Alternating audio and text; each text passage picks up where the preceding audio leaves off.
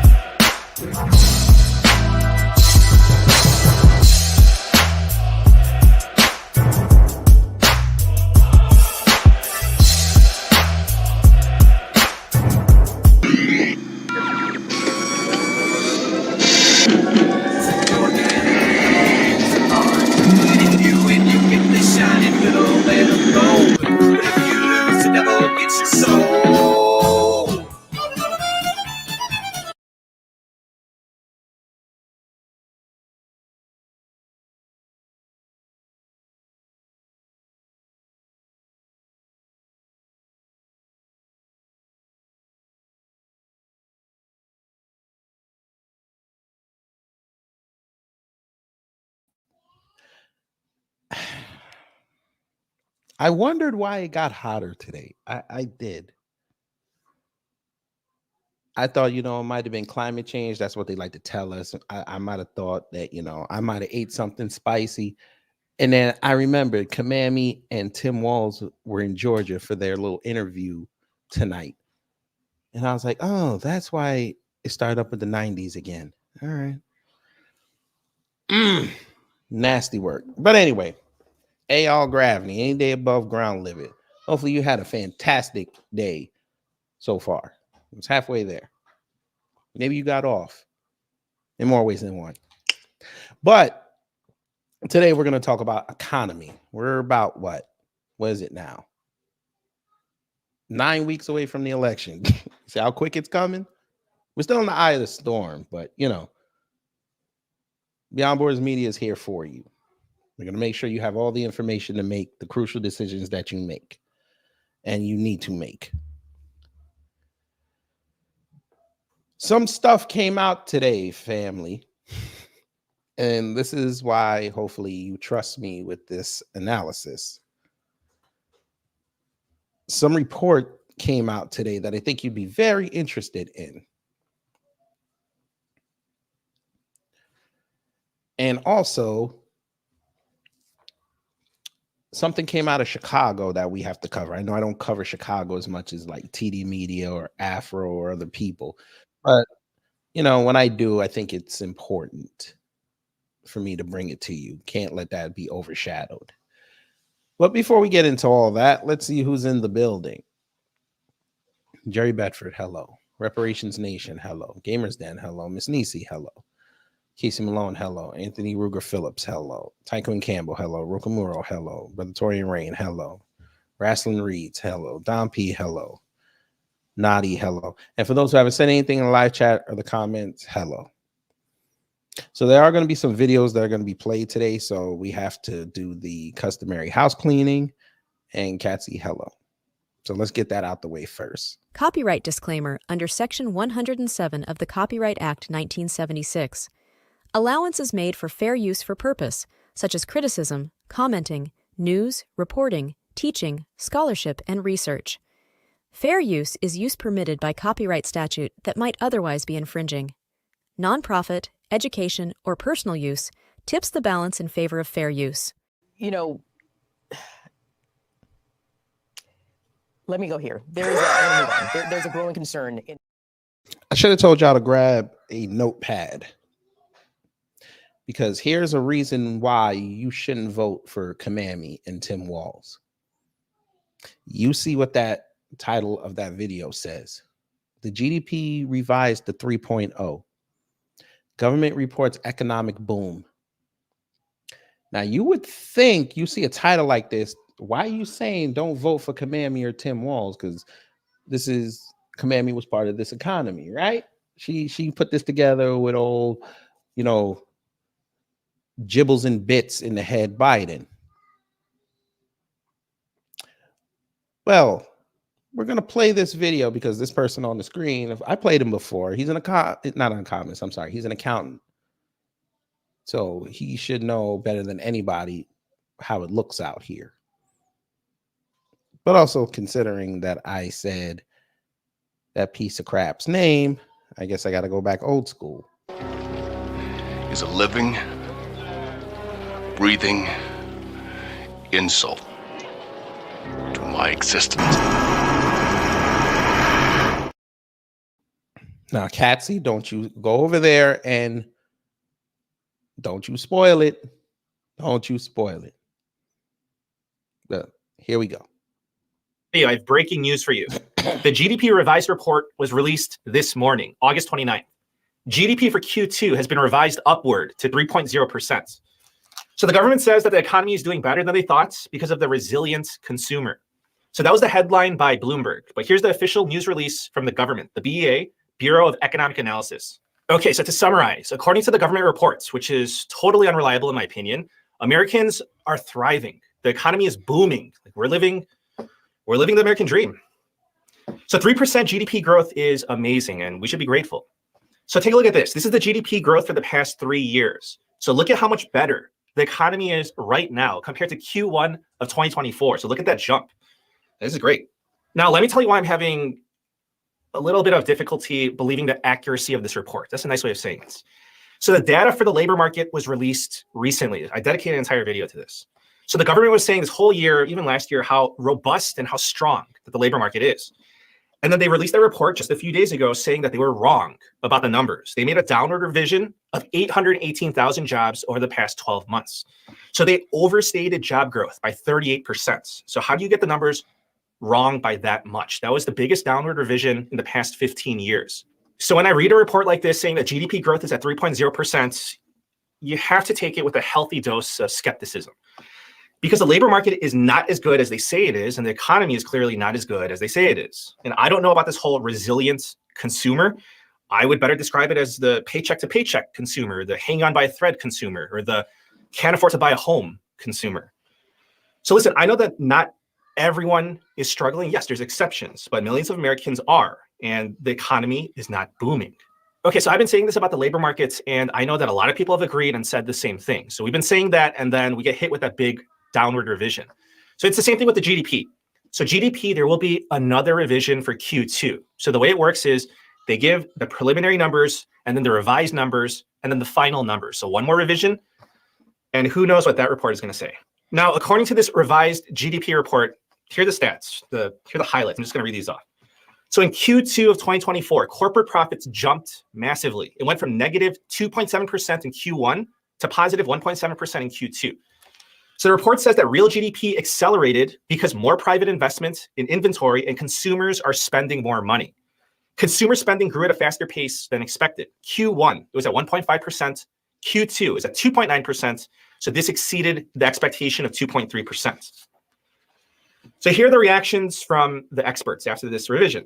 KPMG chief economist tweeted, GDP's upward revision reflects stronger consumer spending on the heels of cooler inflation. Consumers are not defeated. Chief economist at Comerica Bank said, the GDP revision shows that the U.S. economy is in good shape. Solid growth of consumer spending propelled the economy forward in Q2. Increased consumer confidence will propel growth in the second half of this year. Okay, now we have many pieces of the puzzle. And here's the story. I'm not saying that it makes sense, but this is what they're saying. They're saying that the labor market is deteriorating. They're saying that the deterioration started a while back. But this report says that the economy and the consumer is very strong. How strong? Very strong. So the Federal Reserve says that they are now more concerned about the labor markets than they are about inflation, right? So therefore, it's most likely that they're going to cut interest rates at their next meeting on September 18th. Now, this will get very interesting. So not in a good way, but I would describe it as interesting as in like watching a train wreck. If the economy is growing at a rate of 3.0% right now, then what's going to happen to the economy when the Federal Reserve starts to cut interest rates and starts printing money at an accelerated rate? Listen. If you don't know, then, well, we're about to find out very soon. Listen. Regarding inflation, I want to tell you this to set your expectations. So when the Federal Reserve starts cutting interest rates and when they start printing money faster, inflation will not spike immediately. No, there's going to be a lag. So it's going to take some time to run its course through the system. So I do expect it to reaccelerate in 2025. I expect it to be, the reacceleration to be in full swing in 2026. But you know how it is. Who cares about the long run? It's all about today. Let's live in the now. So what a world we live in, right? Again, it's going to get very interesting.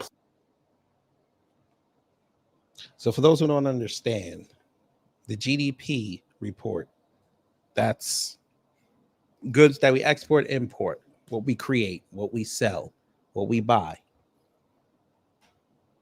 It's all tied into the same system. They're saying that because people are buying stuff, that the economy is going well. Regardless of what the prices are right now, people are having money. So they're saying that, the job market is good. Consumer spending is good. I mean, we're back to school. So, of course, you have to buy stuff for your children. So all is good. So everybody like us that come outside and tell you their story about how things are expensive and they can't do the day-to-day that they did years ago. Nah. Maybe it's where you live. Maybe it's what you're spending. Anthony Rugal Phillips, no, it's not cooking the books. It's not cooking the books.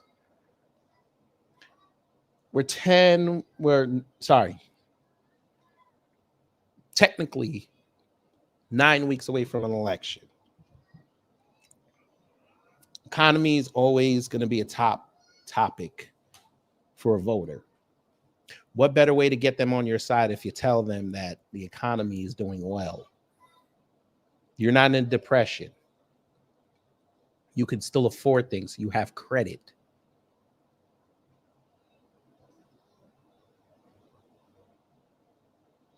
That's supposed to silence us. No. People are not buying to stock up. I want y'all to hear me. People are not buying things to stock up. They're buying things to survive. But of course, they're not going to tell you that on mainstream media. Your favorite social media influencer or content creator ain't going to tell you that. Because they live in a weird reality, because they think because they're getting multiple checks that everything's okay. Doesn't work like that. See, a lot of people made money off this tech boom again, and it's just quite funny that this tech boom happened a quarter century after the last tech boom happened. That bubble's going to burst after the election. That means a whole lot of people are going to lose their blue checks or lose the value of their tweets.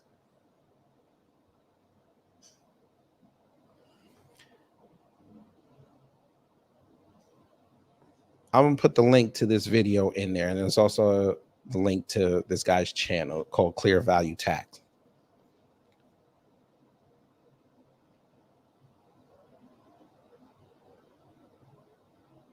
We have a lot of delusional people that live in this country, a boatload.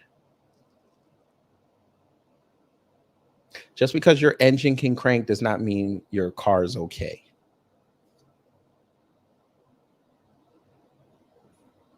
Just because you can swipe a card does not mean that your account is healthy. Just because you can tie your shoelaces does not mean you don't need new shoes.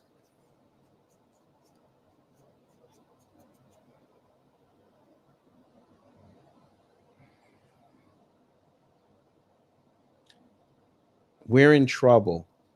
But of course, the incumbent, which is technically Kamami now, She needs all the good news she can get. And trust and believe that interview she does tonight, they're going to ask her about the economy and she's going to lie to your face. She's going to come out with numbers such as like my man right here presented. And everybody's going to retweet those clips and act like everything is sweet. But it's funny how they selectively choose which administration they believe is telling the truth. Cool. Let's rain on their parade before that. They tell you that the economy is good, correct? Economy is so good. It's booming. So tell me why a particular city just came out and told everybody the roads may not be as pretty as the picture that I painted.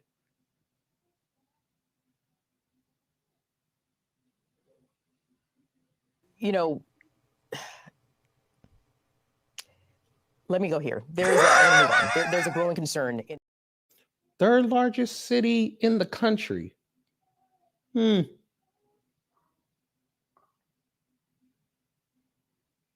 You have a loss to the tune of nearly $1 billion. There are sacrifices that will be made. Let them tell it. This is how you run a city. You have to make cuts here and there. It's the price of doing business. Let's see what he said.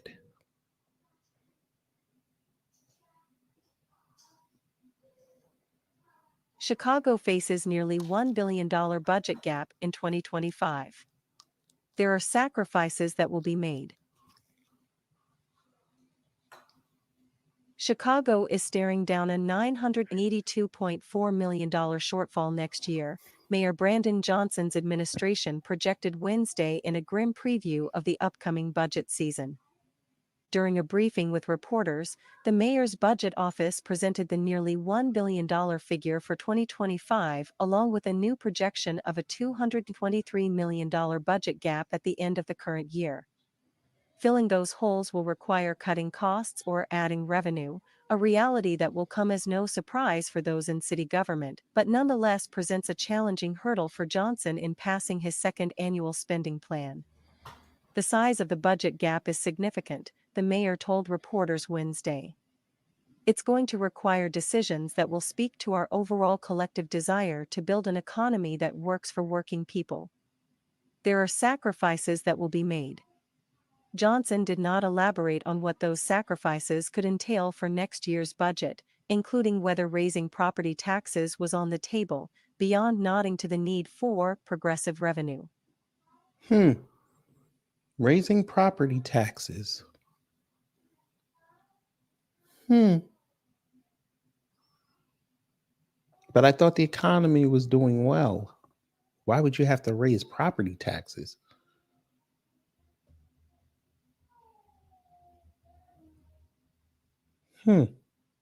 Continue, AI. The clearest indication he gave on where he will search for additional funding was by amping up his recent pressure on Chicago public schools to assume the costs of a pension payment for some employees. Budget Director Annette Guzman said the city is considering various ways to plug the $223 million hole for 2024, including looking at slowing down hiring, an outright hiring freeze, as well as reducing other discretionary spending that our departments have within their budgets through the end of this year. The mayor is expected to recommend a budget to the city council in October. He will then have until the end of the year to convince at least 26 of 50 aldermen to support the plan or make changes to get the majority he needs. In the meantime, some council members had their own thoughts. Alderman Michael Rodriguez, 22nd, proposed automated. And of course, they started out with the Latino alderman. I wonder what he said. The ticketing of trucks driving in no truck zones. Ooh. That's one creative way. We need to think of 10 creative ways, he said ahead of aldermanic budget briefings. This is not without precedent. We've had these large deficits in the past, and it takes grit and hard work to make sure that we're doing right by our city's workforce, said Rodriguez, the mayor's Workforce Development Committee chair. Administration officials declined to provide dollar-by-dollar specifics for the $982 million 2025 deficit, but cited declining state revenues, the expiration of a one-time budget surplus, and rising pension and personnel costs. Well. State revenue. Taxes. What does that mean? That means that people left. Everybody went to the suburbs. People moved out of state. Ain't that much money flowing into Chicago. You brought on them border jumpers in there. Are they paying taxes? Ooh, y'all not gonna talk. Now y'all don't want to talk. We're gonna give you an open line to talk. This is way over the edge. Like we it's not even over the edge. We died already. This is beyond the event horizon. Like we about to hit the vortex. Yeah, we about to hit the vortex. Yeah.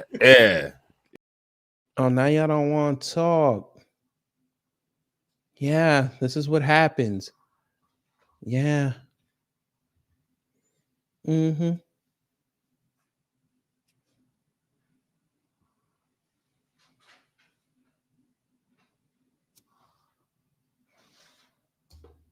You prioritized migrants, border jumpers over Chicago families.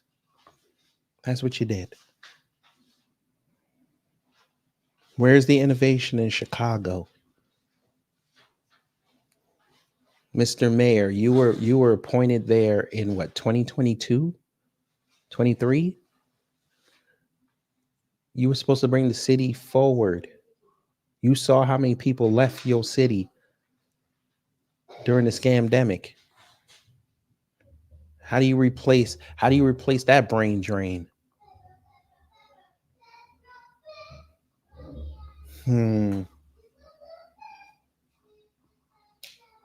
It's interesting. Guzman stressed to reporters overspending is not to blame for the shortfalls. On the revenue side, the city's share of a personal property replacement tax paid by corporations is projected to lag at the end of this year by about $169 million because of a state change to how corporations tally net operating losses.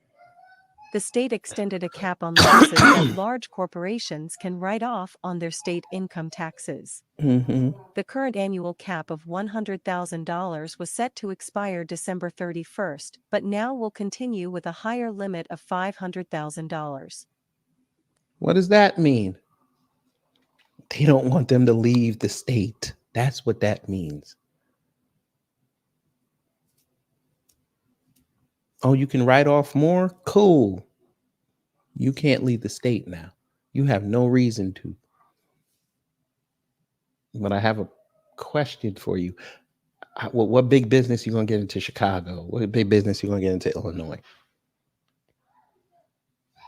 Maybe they'll show up. Maybe one of them big old corporations will show up and put their flagship headquarters over there in Illinois somewhere. Maybe they do that. The other factor Johnson's team blamed for the 2024 hole was the $175 million pension payment due for non-teacher CPS employees who are members of the Municipal Employees Annuity and Benefit Fund. In its recently passed $9.9 billion budget, CPS bucked the Johnson administration by not including funds to pay back the city. So, we all know what the problem is, but here goes big politics blaming the little guy. Now you're blaming the employees who work, who expect to have this annuity and benefit fund as a municipal employee available to them. You're going to blame them. We're not going to blame the migrants we spend over $1 billion on. We're not going to do that. We're going to blame the workers. Cool. As part of CPS disentanglement from the city, the schools had taken on more of those payments beginning in 2019, and Johnson's administration said it fully expects the district to pick that back up. If you look at the full amount of the MEAD payment that we are expecting CPS to uphold, that's essentially equivalent to what the deficit is for the end of this year, Johnson said. Meanwhile, Guzman touted that spending was down $200 million this year because of grant reimbursements, savings from project delays, and slower hiring. So you save $200 million from not hiring people. You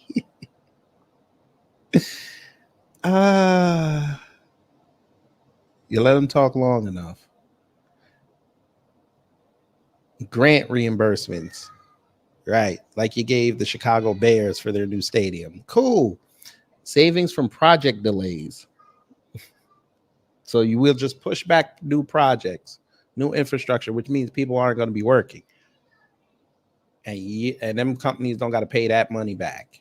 Must be nice. Continue. AI. One unfunded expenditure contributing to the $982.4 million figure for 2025 is the $150 million Johnson's administration is budgeting for migrant spending. Oh, there it is. Johnson set aside the same for 2024, but that estimate fell short by mid-year and required an additional $70 million. Ooh, that's a lot of money. That's a lot of money. Unfunded expenditure.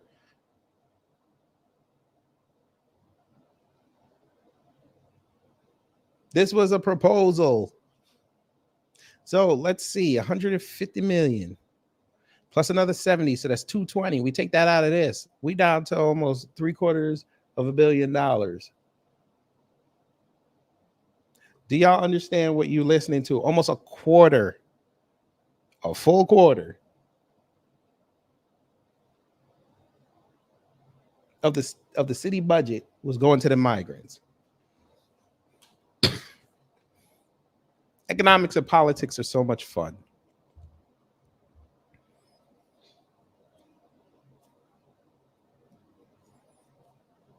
One more time for those who don't believe me, because I figure they don't.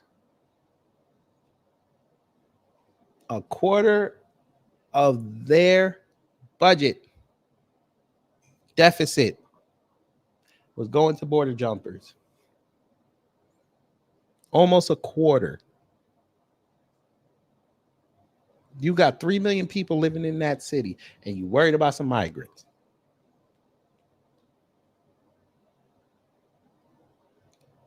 Damn. People that don't even have U.S. citizenry, you worried about them. But you're going to make them cops.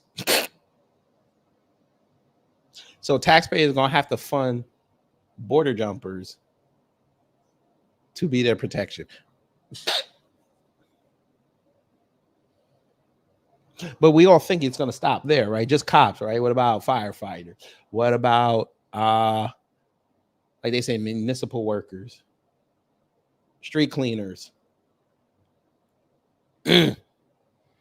nasty work.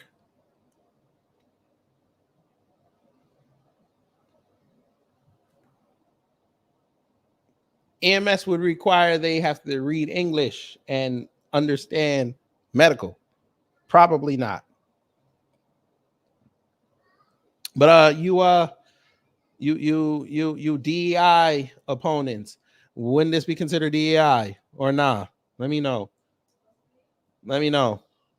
Oh, it's Chicago. It doesn't affect you. That's right. That's right. It doesn't affect you. Okay. Okay. You're right. It don't affect me. Okay. Continue, AI. Allocation from the state, though recent months have shown that the pace of new buses from Texas has slowed significantly. Without major structural changes, the administration anticipates significant budget gaps through the next 3 years.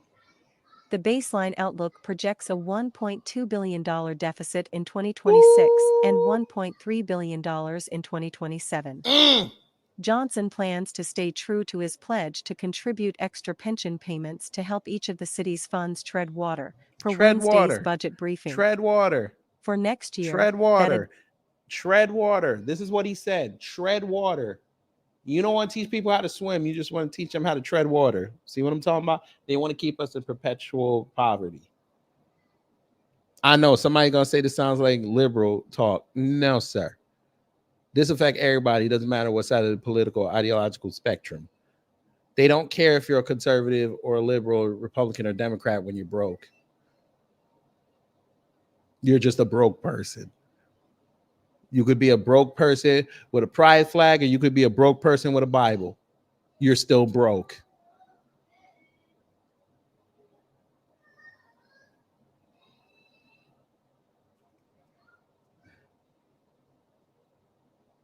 But again, let them tell it. Everything is okay.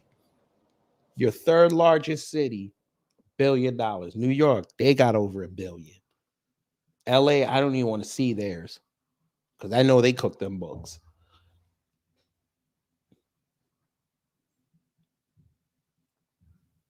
But everything is okay. This is what they tell us. Everything is okay.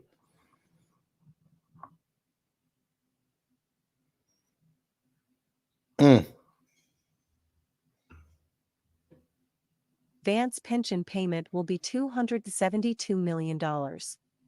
The total pension payment for 2025 is $2.85 billion, according to the budget forecast. In the past, the city had a habit of refunding its debt and pushing it out to later maturities, Chief Financial Officer Jill Jaworski said. The old scoop and toss, that's something that was phased out in 2019, and we have continued to make sure that that practice does not occur, so we're actively paying down our long-term debt. Last November, Johnson proposed a $16.8 billion 2024 budget that passed with relative ease, even as critics sounded the alarm on one-time fixes for plugging in the projected $538 million deficit at the time. The challenge for the City Council and Johnson now is to try to balance the 2025 budget without hiking property taxes, a red line Johnson drew during his mayoral campaign. Doing so could raise much more money than other revenue ideas, but would also subject elected officials to the ire of Chicagoans weary of living under high levies and other rising costs. This year's property tax levy was $1.77 billion, up from $1.47 billion in 2019 and $860 million a decade ago, according to the forecast. Other efforts by Johnson to boost revenue failed in his first year in office. But y'all were scared to vote for a Republican, huh? Or an independent. Y'all were scared. Let's keep Chicago blue. I'm saying people telling you keep Chicago blue, and they out there living in Lake Forest. They out there living outside in Naperville. They out there. Joliet, Schaumburg, Peoria. You know, it's like an hour and a half, 2 hours away, but still. They tell you to go vote blue. And we living in a lap of luxury out there. Ain't that something?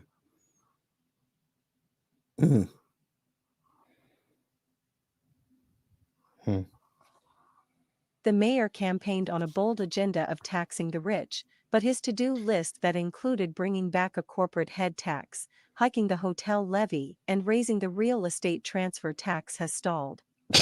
The third pitch, known as the Bring Chicago Home campaign, was rejected in a March tax referendum that signaled voter reluctance to entrust elected officials with more public money. This year's massive but not unexpected $982 million gap has already been in aldermen's crosshairs. The mayor last October tasked a new revenue subcommittee with shoring up the city's checkbook and has punted questions on new taxation ideas to that entity. The group's leader, Alderman William Hall, 6th, shared a list of 16 revenue-raising proposals with the Tribune in June. Many of those are long shots, however. And it's far from certain all 16 would raise enough money to balance the 2025 budget. The ideas include legalizing and taxing video gambling and adding new Riverwalk billboard advertisements.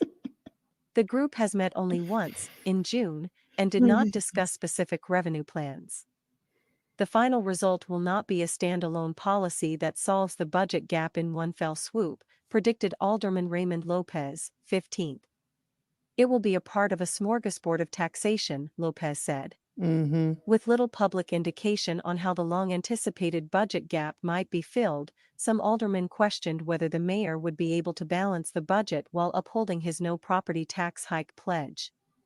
Alderman David Moore, 17th, criticized Johnson for breaking from former Mayor Lori Lightfoot's policy of annually raising property taxes with inflation. Johnson, like mayors before him, is kicking the can down the road if he does not increase property tax rates, Moore said. Unfortunately, property taxes are our strongest base for raising real revenue, Moore said.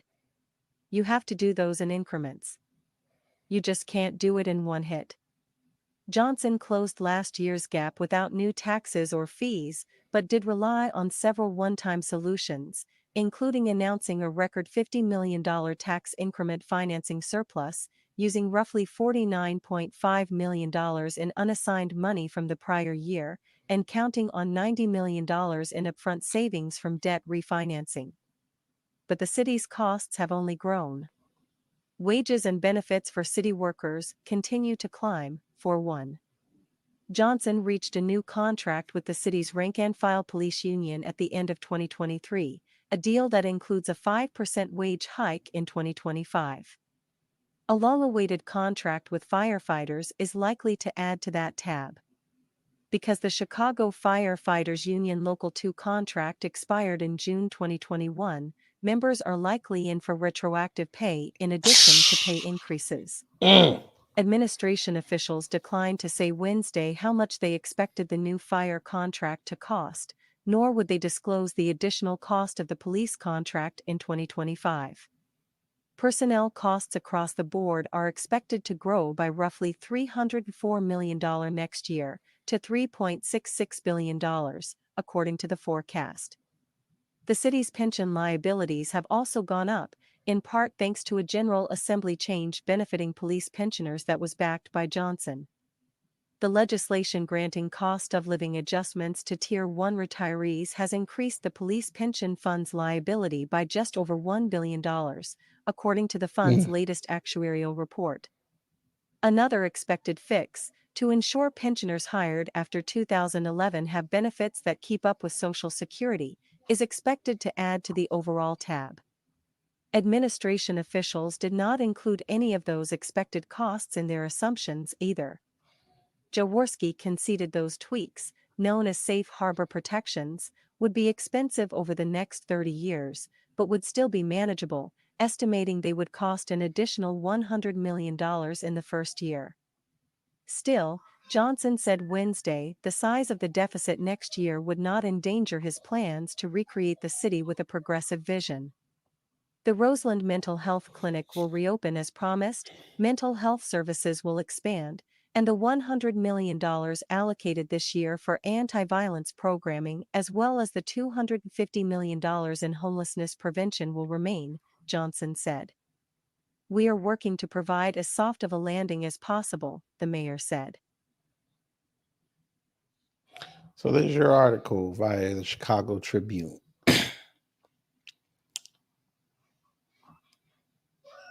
But they wanted this guy. Okay. Well, live with your vote. We're still praying for you, Chicago. We're here for you. Just tell us what you need. We'll help you out as much as we can.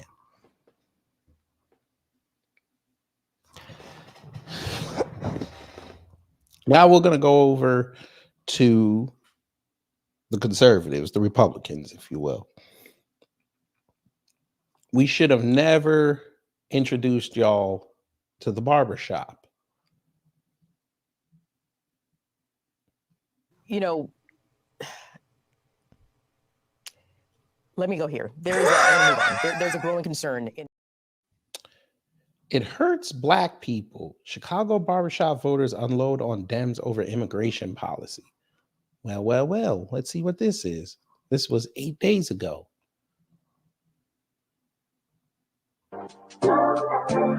Music sucks already. Barbershop is the center of everything in the community. If you want to know something, politics, what's happening in the streets, any type of deals, anything, you come to the barbershop. The DNC.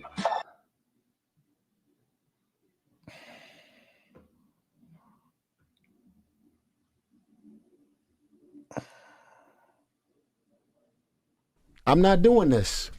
I need one. My makeup.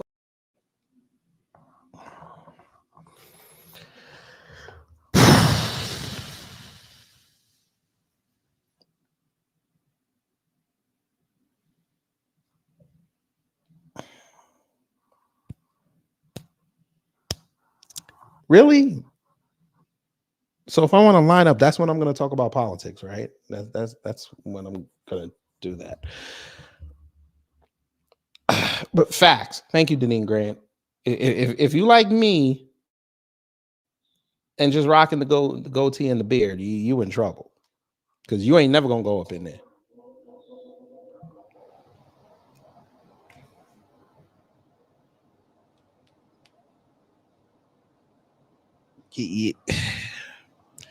Leave it to conservatives, boy. Just like the Dems, they just ruin everything. Can't have no fun. They're partly the reason why you can't have certain discussions. Both sides. They're part of the reason why you can't have certain discussions in barbershops anymore, because people get mad. No, I can't, wrestling reads. No, I can't. I ain't finna go up in a barbershop every week to get a lineup. I ain't got that kind of time. No. Especially with the way the prices are up. No. And there he goes. Pause. What do you mean that's a thong now? What the hell? So they have man weaves that are thongs now? Now, how would you know that, sir? That's no bueno. I'm sorry. You crossed over. Pause. Pause. He paused. I said pause, nigga. Mind you, LeBron is spending $2.5 million on his body. Pause. I would give it to Barkley. Pause. That's crazy. Yeah, that is crazy, but I'll let you go. Pause. It's a luxury to have a big man. Pause. They gave him the soft one. The hard one. Pause. Pause, nigga. Now, I know you on your phone and you got the swipe thing, but you should have read your comment before you push that button. No bueno.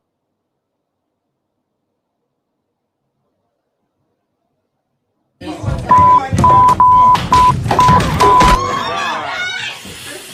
all right, bro? Bro, you all right?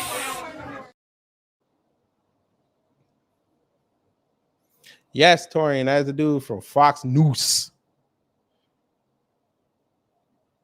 And no, if you think I'm gonna go do this, do I look African to you?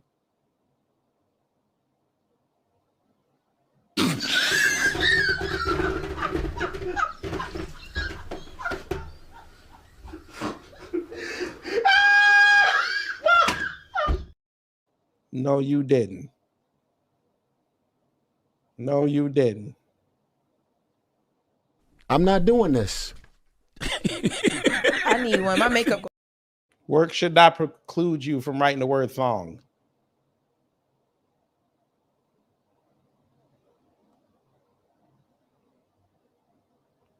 What did Michael Jordan say after he entered the Chicago Bulls barbershop?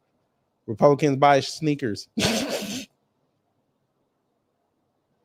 No, that's what he said. What is a square? In a room full of squares?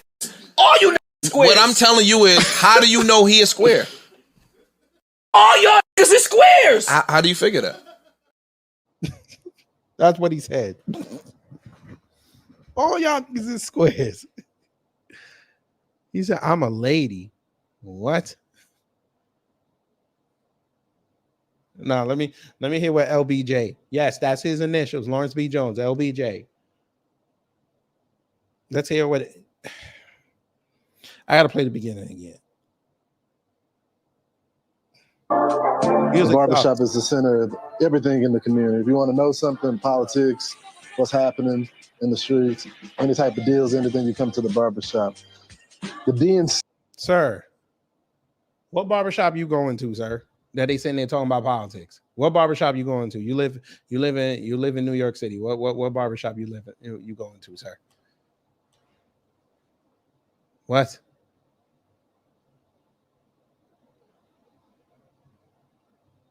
You leave Surf alone. Surf was 100% correct in what he said. I'm misgendering you. I'm not doing this. I need one. My makeup. Yes, my dear. Maybe. No, you know what he go to? He go to the one where you got to make an appointment.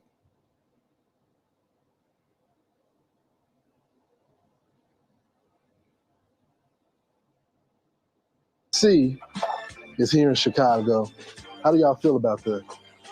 First off, my man, you too close to this chair, number one. You way too close. My man's trying to get his stuff lined up real nice. Chicago David Banner's trying to work, and you this close. At least go see. Why did you pull up a chair? What is going on? I don't understand. Never mind. It's and you put your hand in your pocket like you about to say what's going on there, Pilgrim. What is bruh? It's way too much going on here. I thought that's so tutorial. I didn't want to say nothing though. What is this?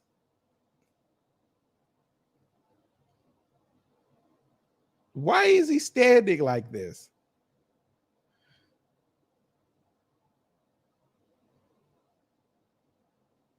Y'all remember that Bugs Bunny cartoon where he had to duel with Yosemite Sam and they were walking, holding on their 6 shooters?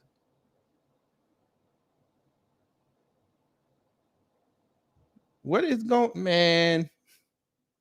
It's a really interesting discussion. We're going to find out, after this convention, how the American people feel about their pocketbooks. Tell me about the people that come and sit in your chair. What do they say is what's normally the number one issue they feel is facing the country right now? Finances. Yeah. Cost of living is high. They tell me that they just they want to see a change in inflation, prices. I think taxes are too high. Groceries are too high. Taxes are too high. Gas is too high. It's just too high. All the immigrants came in and they're giving it's like the stuff they had for the Americans, they're giving it to the immigrants that's coming in. It hurts black people more than anything. Black men particularly like to work with their hands. They like to drive trucks. Those are jobs that, an illegal can come in and underbid him with third world prices and put him out of work. Who do you think is responsible for that, giving them the benefits and allowing them to come over? Biden, Trump was trying to keep them out, so to speak, as much as he could, but Biden just let the gate open. Who would win from the people that you speak to, Kamala Harris or Donald Trump? 50-50.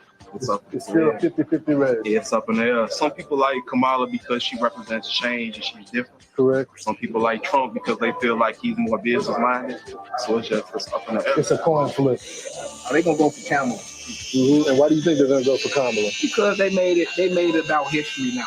I will vote for Kamala. So when you were telling me about the number one issue, talking about illegal immigration and them coming to Chicago, she represents the same thing as Biden. You said Trump fixed it, was trying to fix it. So why would you double down and vote for Kamala? The reason I would, like I said, vote for her is because I think it's time for a woman president. You Negroes still with this symbolism. Why are y'all still with this symbolism?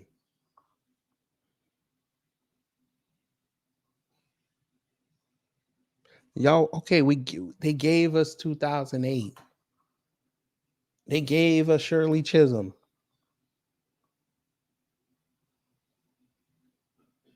Why are y'all still looking for symbolistic votes? Why do y'all need symbolism to come outside?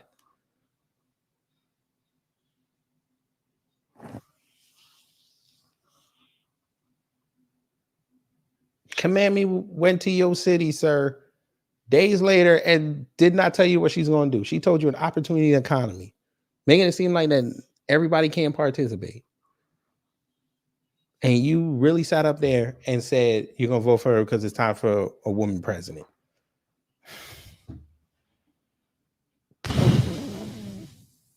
Nasty work.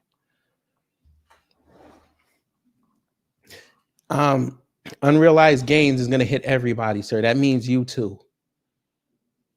When you sign up to go do a new job and they tell you, okay, you're going to make $70,000 a year, even though you're not going to make $70,000 a year, that tax that they take out of your check, they going to tax that too and say it's unrealized gains.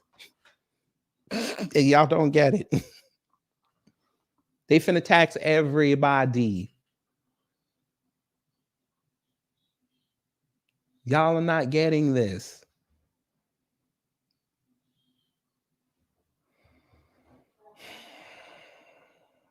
What do you say to the brothers that say, I'm just trying to, life was just better for me under the last administration? I don't believe that. I don't believe it. Especially people in our industry. But you do hear it, don't you? I hear it, but I don't believe it.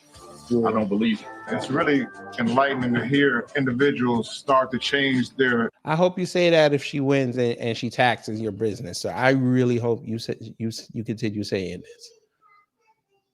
Political direction. I think it's time that blacks in general need to boost our political IQ. Black. Stop being blindly faithful to a one-party system that does not work.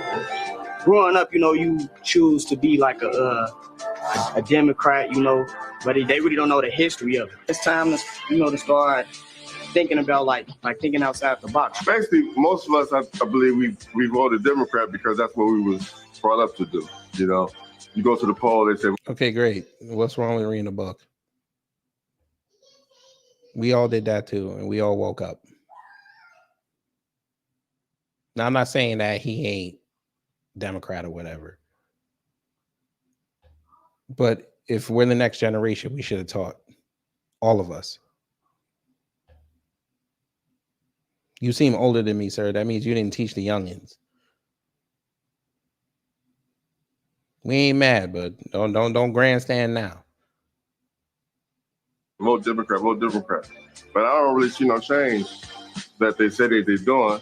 Everything you're hearing from the Democrats are already things that they failed at over 30 years. Blacks are struggling more than any other demographic. We got the highest prison rate, highest high school dropout rate, highest murder rate. What's in it for us? Most blacks are conservative. Blacks again.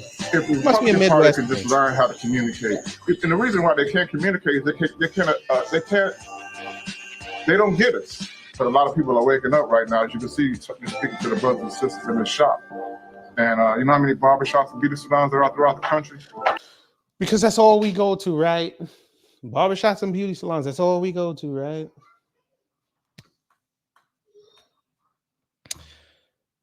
Man.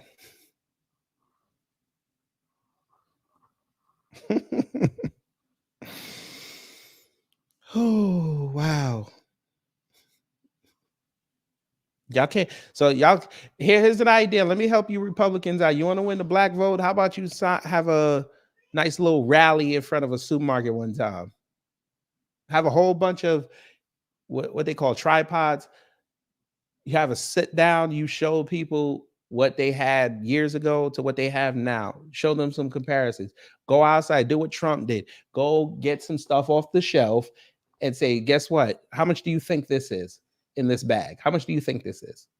What if I told you it's $100 and you go through the bag and you see maybe 8 to 10 items?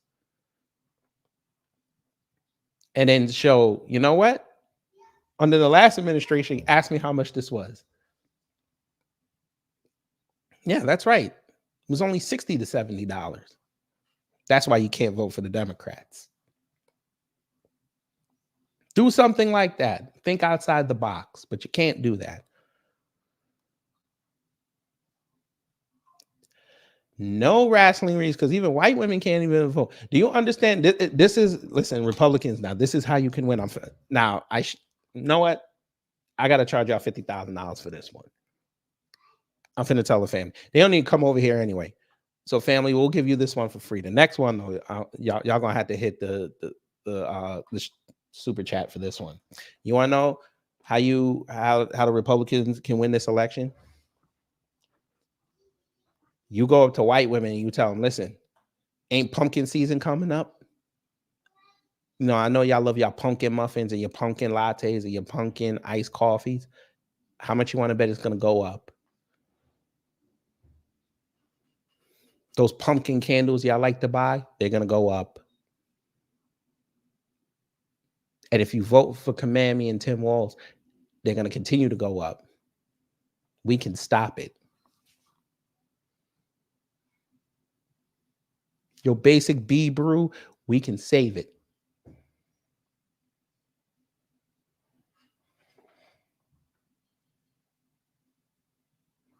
That's how you win.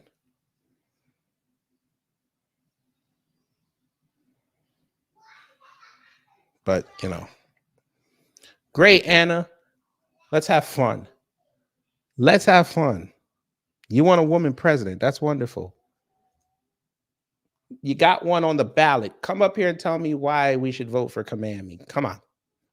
Let's have fun this afternoon. We're going to have fun. I'm going to help you because I know somebody's going to tell me that they ain't going to do it. I'll go on film. Come tell us why we should vote for a woman president named Kamala Harris. Come on. Because I'm sure you're not going to vote. Nah, it might not be a troll. It might be a legitimate person. Tell us why we should vote for Kamala Harris, because we know you're not going to vote for Jill Stein.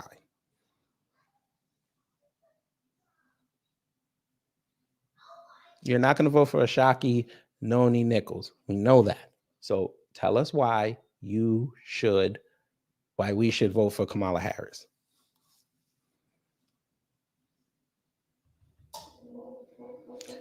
Wrestling reads, if you think white women are going to get abortions, boy, boy.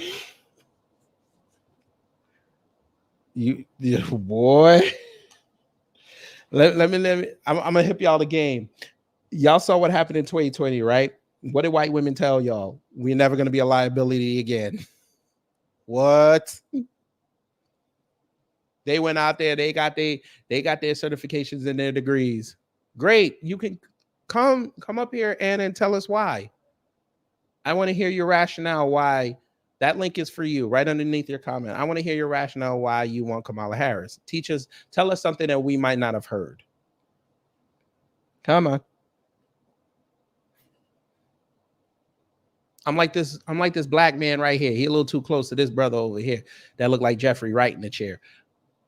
Come tell us why.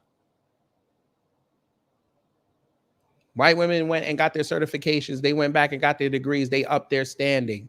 They said they're never going to be a liability to their men ever again. If you think they're going to abort babies, you're insane. This ain't mad at you. I'm just saying this generally, wrestling reads. This ain't towards you. They will try their damnedest. They will exhaust Google to figure out how to have a kid.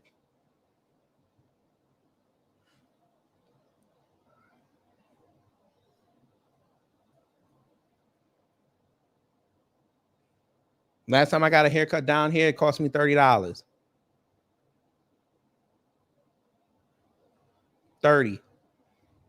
That's why I do it myself. Ball gang. When I do the lineup, only cost me $10. Matter of fact, I'm gonna shave this off tonight. Come on, Anna, don't run now. Come on. You don't gotta type it. You can talk it. We can have a conversation. Come on, come tell me why we should vote for Kamala Harris.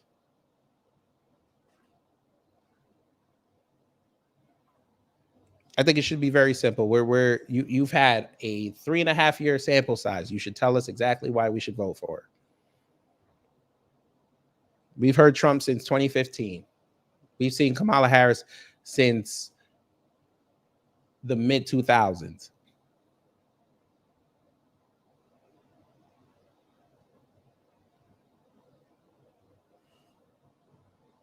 I won't even insult her. I won't even do it. I just want to know why we should vote for it. Prove to me you're not a bot.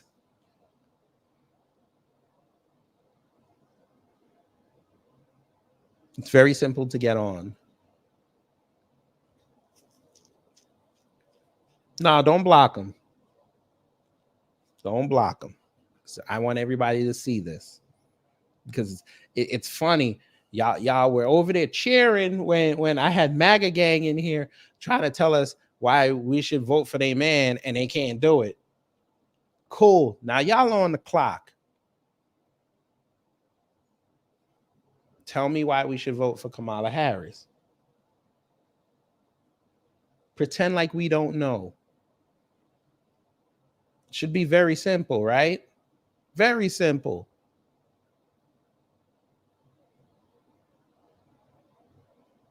I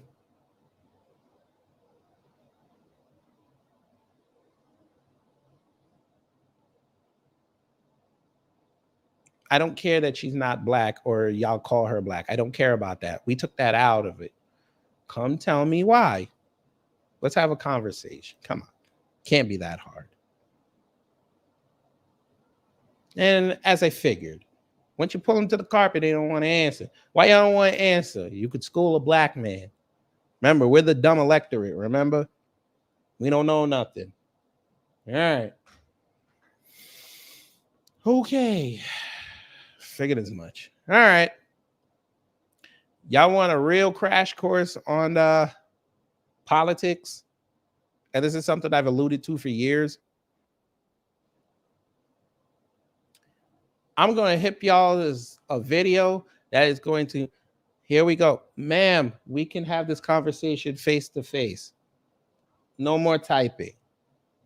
When I'll give you this. On my platform, once you say something that grabs my attention, you get 2. Then you're required to come up here.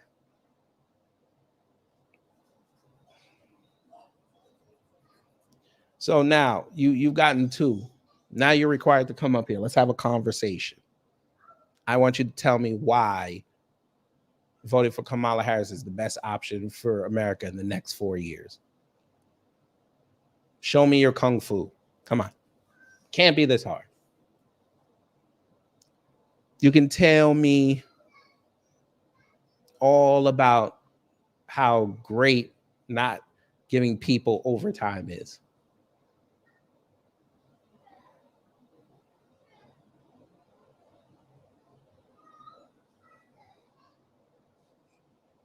Because maybe you don't understand, but Bush's administration, Bush 2, tried that. Obama's administration tried that. Trump's administration tried that. She's going to do that too. And you're on shaky ground right now. Maybe you missed it again. That's wonderful. That's wonderful. That's on Trump's agenda. That's wonderful. If you think that's not on Kamala's, tell me why. Show it to us. Come on now.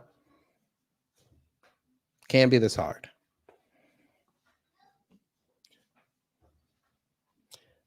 That came from them saying that he wasn't going to tax tips. That came from that line. He's not going to tax. He's going to get rid of overtime. Okay, great. He gets rid of overtime. This whole country shuts down. I don't think y'all want that. He gets rid of overtime. Guess what happens? Doctors leave 9 to 5. Nobody gets fixed. You be on the threshold right at the 8 hour. They could be doing surgery. Oh, 8 hours. We got to go. Leave you open on the table.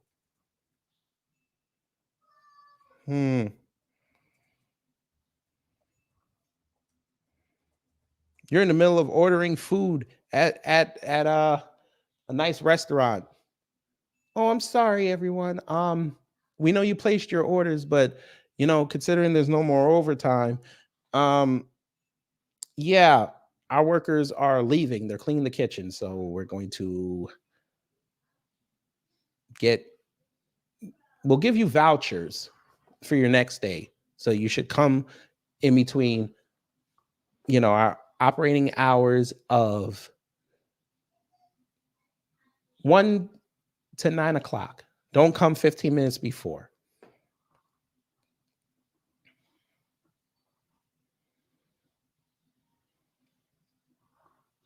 Come on, Anna, it can't be this hard. You're telling us something that they tried years ago, as I told you. We're very versed over here, man. Next, you're going to tell me he tried to get rid of OSHA, right? That's going to be the next thing you tell me.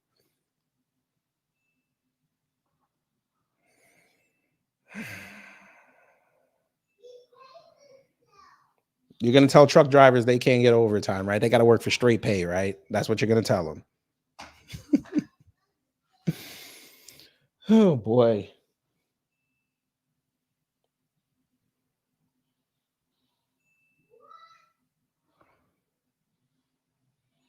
Listen, I get it. Y'all fell in love with the 3-day weekends, what they were proposing. I get it. Here's the thing. What do we constitute as a 3-day weekend? Okay, you have your Monday through Thursday. Everybody's off Friday, Saturday, Sunday. Then you have some people that are going to work Tuesday through Friday and get Saturday, Sunday, Monday off. Okay, there's going to be gaps everywhere. That's how your enemy exploits you. No, we're not going to insult her. She's asking legitimate questions.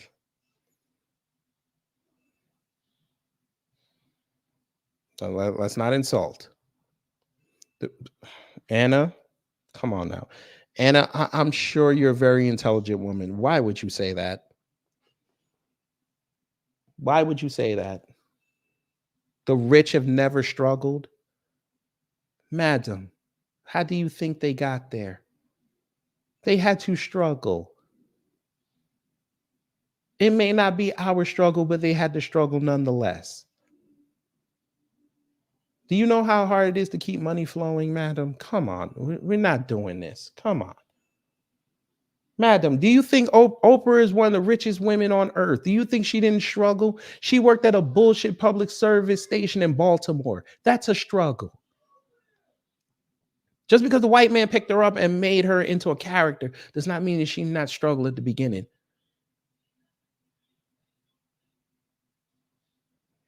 We're not saying all rich people didn't struggle, but don't act like the vast swath of rich people never struggled.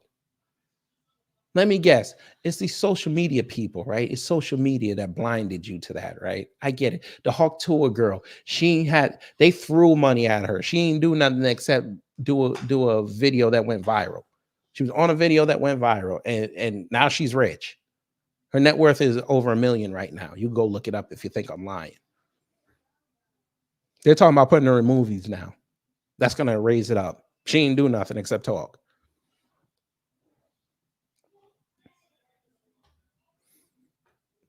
Trust and believe. If you make over $100,000, you had to struggle somewhere.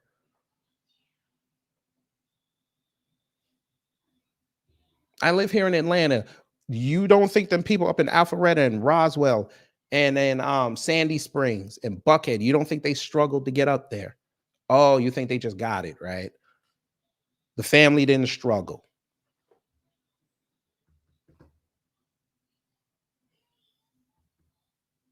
These conglomerates that keep doing all these mergers every other day, you don't think they struggled? They're taking hits. The very rich. Oh, Jesus Christ. Madam, what? Okay, let's help you because maybe you don't understand this. Madam, if the very rich didn't struggle, why did Elon Musk and all them companies in California leave to go to Texas if they didn't struggle? Let me help you. Elon Musk is struggling right now with X. He lost $20 billion. I know you're going to tell me he gets to write that off, right? That's still a net loss. And if he has to hit the emergency glass, he's got to sell off part of Tesla, part of SpaceX. Yeah, that's a struggle. Trump's net worth dropped when he was president and dropped after he left and he started getting indicted. That's a struggle.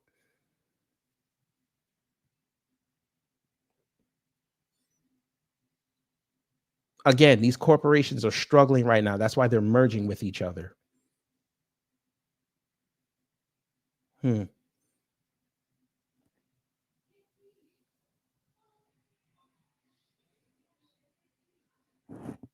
Interesting.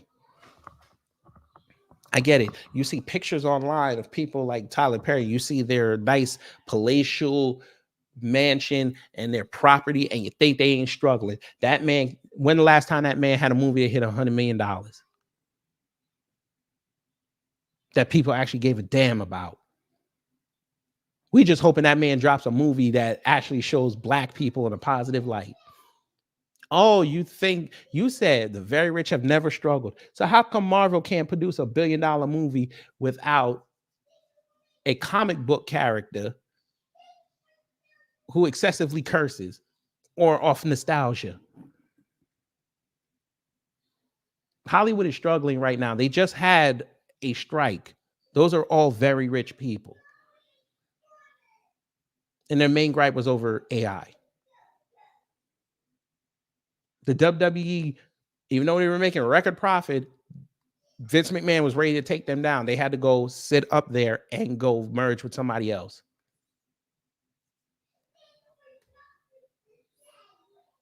He almost lost his company in the 90s. And he was a very rich man.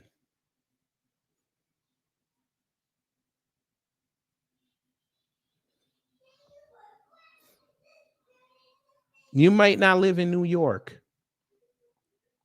Woolworths was very, very powerful in the early 20th century. They're gone. Genovese, another one. Gone. The Wiz, gone. These are institutions. Shake Shack. Danny Meyer's a very rich man. He has to close 6 restaurants across the country now. Go look up Danny Meyer's net worth if you think I'm lying. He's not a very rich man.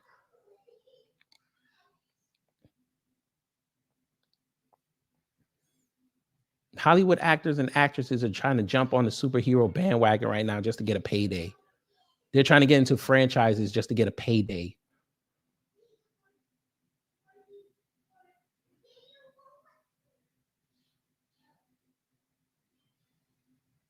But you're right. You're right. Kmart about to fall. Sears is about to fall.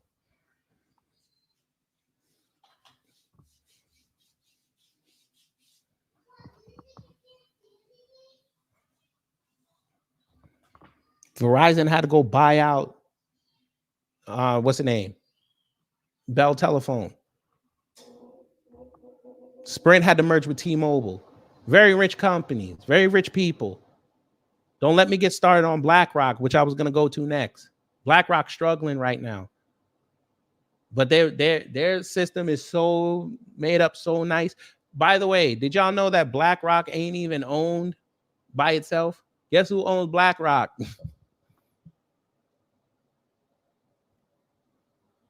Bank of America. So if you got that red card in your pocket, you could be, you have the inside track to be a stockholder with BlackRock.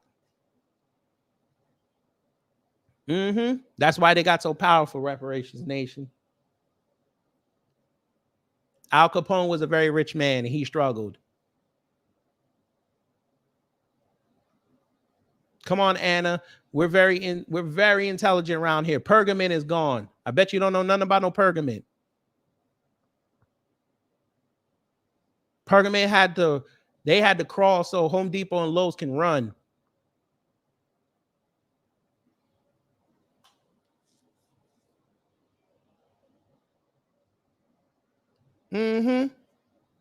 Yeah, B of A. And they set it up so beautifully that once they fall, after they dump all them houses on the market, boy, there's going to be no accountability. None. They have no board of directors. They have nobody to answer to. Nobody. They can all leave and go back to their respective companies. Oh, let me help you, Anna. What was the name of Dick Fool's company? Yeah. That big firm that fell. Go look too big to fail. Yeah.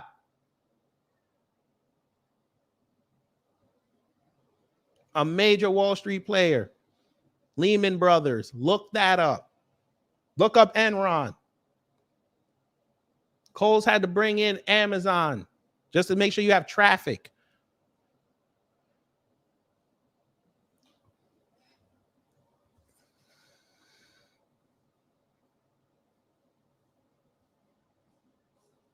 But you're right. The very rich have never had to struggle during any presidency. Really? Delta, Home Depot, Coca-Cola were ready to leave Atlanta because Stacey Abrams ran and said voter suppression. And they wanted to stand with them. They all took hits. Ben & Jerry's, very profitable company, ran outside and started talking about things that they don't talk about. They damn near folded.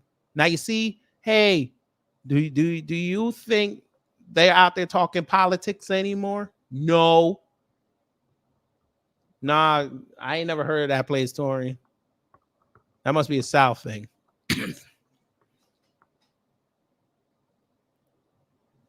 Now, Kira, you Jamaican. You know damn well what you got to do.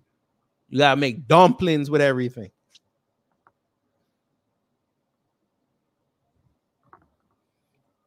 What is it? Tyson Food every other 5 days. They got some recall. Boar's Head, profitable company since we were kids. They're dealing with an outbreak. That's a very rich company. What do you mean they don't struggle? You think the government, let me tell you something. You think the government plays with food poisoning? You think they play with that? They don't play with that. No, that definitely was something in the South because we ain't had that up there, up where I'm at.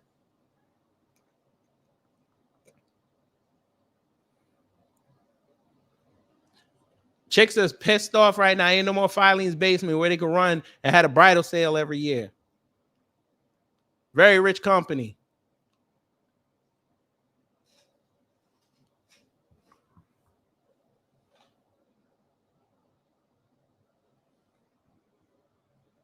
I be walking in them hardware stores unless you got a business and you building some shit. Ain't nobody up in there. People don't even know how to fix their own house anymore. But you right. The very rich never had to struggle. McDonald's had to go change their entire marketing plan and their entire business model to make profit because people said we're not going to stop. We're going to stop buying fast food.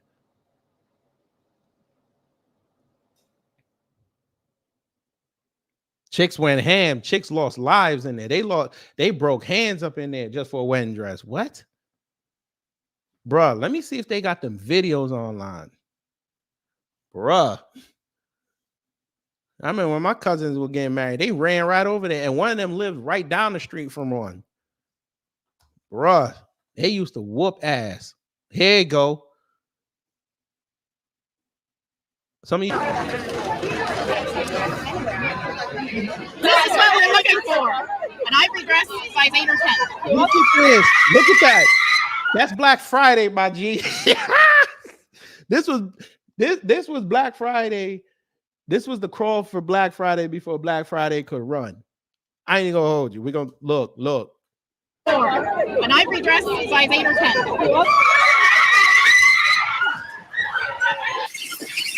Look at them. Why do you need 7 wedding dresses? I can't. Look at this, bruh.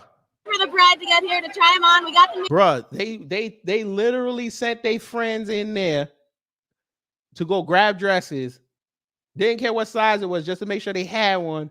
And then they would sit there and play security.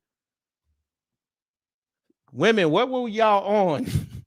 Here, we just need the bread now.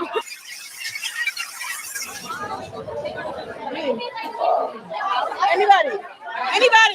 I think it's crazy, but it's so much fun. I think it's crazy, but it's so much fun. No, brother Torian. No, no, no, no, no, no. No, no, no, no, no. This was Black Friday. Then they use what was the day they used to call this? What did they call this? Like what was it? White Monday or some shit? I forgot what the hell they called it. They had like a thing for it. It's like White Monday or something.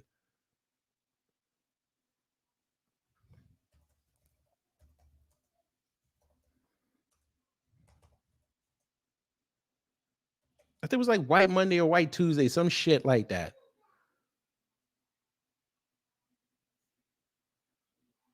And I was like, what? Y'all motherfucker crazy. And up in New York, they had it all over the place. And I tell you, ABC7 and them, they would just love to go do that. They would always send the females down there, and the females would be jumping up in them dresses too. And they be over there just doing they reports in wedding dresses. It was hilarious. Oh, we can look at them videos. Cottonelle and them, what? They was making hella money. Remember that scum? Remember them two scumbags that were in Tennessee with the truck? Look. Panic buying. Look at this. They fighting. Look at them fighting. Bruh, this is in Australia. They fighting the indigenous for toilet paper, bruh.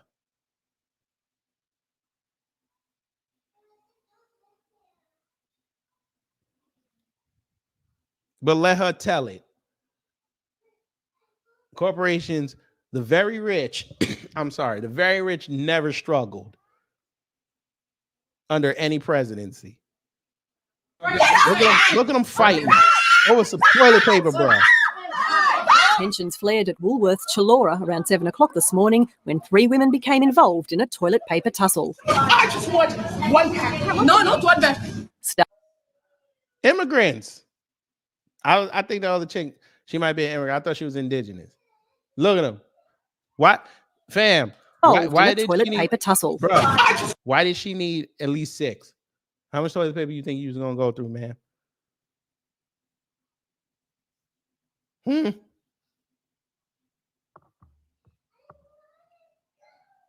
How much are you using? What? One pack. No, not one pack. Staff rushed to aisle 11 to intervene. Call the police. I ain't gonna hold you. I would just say, hey, you, all 3 of you get out. How about that? That's how we gonna settle it. Y'all all get out. And you don't like it, you can wipe my ass with some toilet paper. Oh, wait. Look, they ain't struggle, right? Look, they did a whole video on it. They couldn't get the raw materials to make it, but let Anna tell it. They never struggled under any presidency. Let her tell it.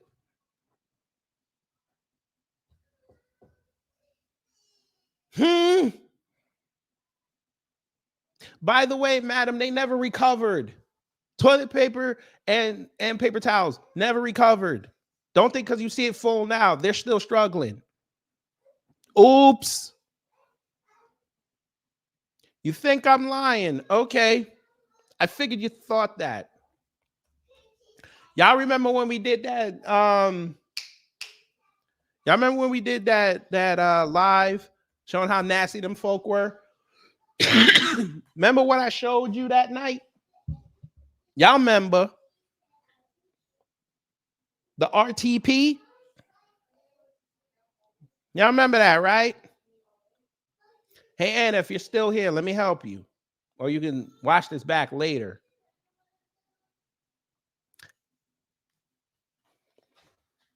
All of a sudden now,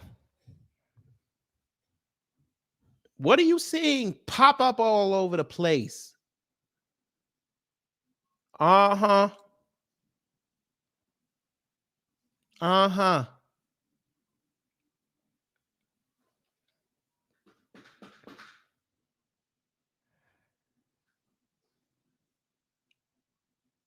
Food companies can't even keep meat on the shelves.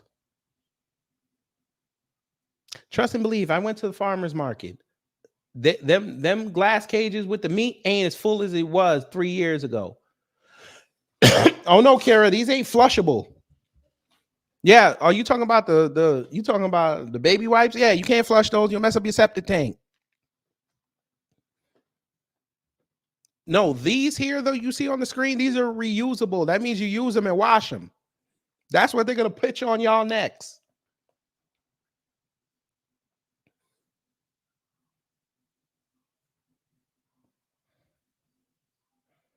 The old heads can tell me, and some of us that were in school before they took them out. Y'all remember the paper towel dispenser that had the towel in it?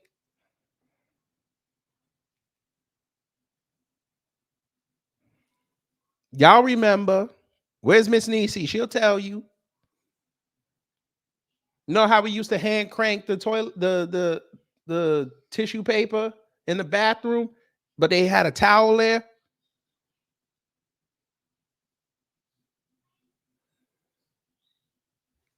Hey, Anna, y'all's Amazon is struggling too.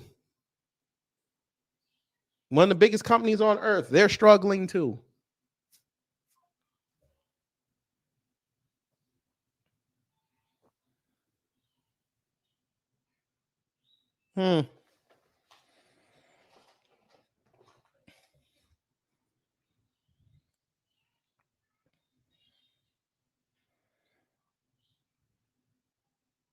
Your household products then jumped up. That's why everybody's sharing recipes on how to make homemade cleaning products. The wife and I just went to Costco and bought a whole bunch of stuff, almost $200. Most of it was for the kid. Thank y'all, by the way. We had to go buy the 6-pack of vinegar. 6-pack, $9. Ask me how much a gallon of vinegar costs right now.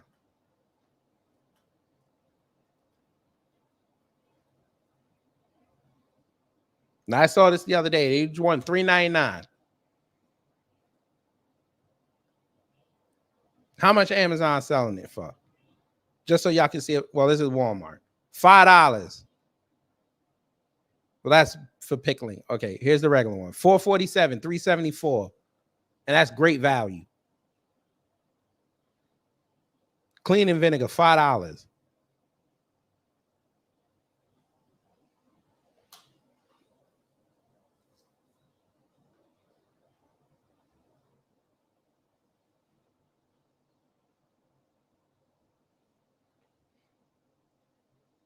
But y'all don't want to listen. Okay. Y'all don't want to listen.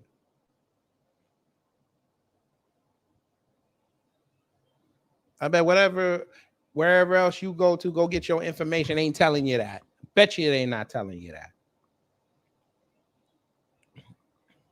Go ahead. Go ask one of them white supremacist channels to explain BlackRock.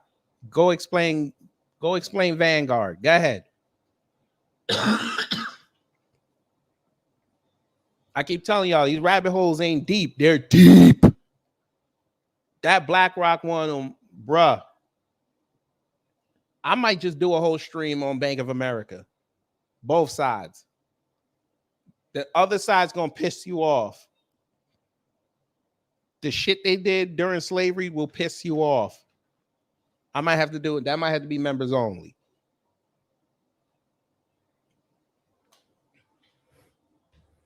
BlackRock been in bed with the Italian mafia, but y'all don't want to hear me though.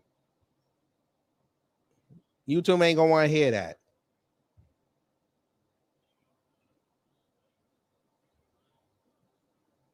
Kara, you know business. No, we're gonna do it. I'm just gonna do it. That's gonna be members only. I can't. Some of the shit I found, I can't show it. I'll just say this. There's rumors that they used to fund people deleting black folks. That's all I'm gonna say. That's all I'm gonna say. Can't say no more than that. YouTube get mad. But I want to show y'all something. I got 2 more videos for y'all, and I'm getting up out of here. I want to show y'all something.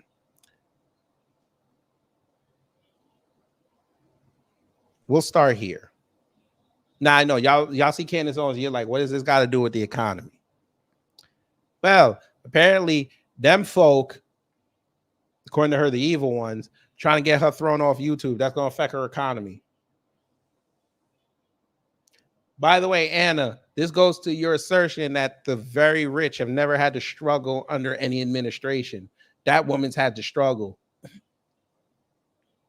She can't get no traction. Excuse me. And we know that's weird because a coon that can't make money, that's like an anomaly. That's like being white and having white skin and you poor.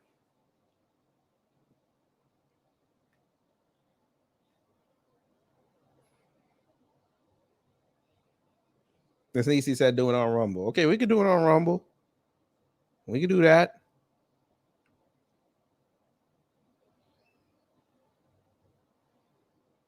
But I also want y'all to see this video here. Now, the only thing I hate about this video is he talking to Dinesh the felon. But I want y'all to listen to what he says. And then I'm going to explain, because of course they're not going to go down that deep ass rabbit hole. Deep. They're not going to go down. Pause. But I'll do it for you. Lord help us. Just listen to this. When I was an extremist, Islamist, fundamentalist, I would only vote left. Why is that? I saw them as very stupid. I would fear the conservatives because they come with principle. That's not someone they can brainwash. But the left, I know they have no values and no principles to begin with. I dare you to find one Islamic extremist that votes for Donald Trump. Never do it. They'd give their vote to the leftist who wants to run around in pride parades. And Islamic extremists are against gays and homosexuals and transgenders, but they want the left to go and get busy with that. And Amma, she's fighting for abortion rights. My body, my choice. Yes, go do that. Go do it. But would she have an abortion? Never. Would she kill a Muslim in her stomach? Never. What is the fundamentalist and jihadi agenda for America? The future of America has to be Muslim. Now, see, let me tell you something, sir. That part right there, you try pulling that around here. This ain't the UK. And them white boys ain't going for that. That's all I'm going to say on that part. But he's absolutely right. Remember when they were saying, oh, Trump can get Michigan because the Democrats pissed off the Arab community up there. And I just looked at y'all when y'all said that. And I had to really, really check myself from laughing out loud because I might have woke up my wife. And you ever seen a black woman that's trying to sleep and you wake her up? Somebody getting swung on. I'm just saying. She might give me the Hurricane Rana. I don't need that.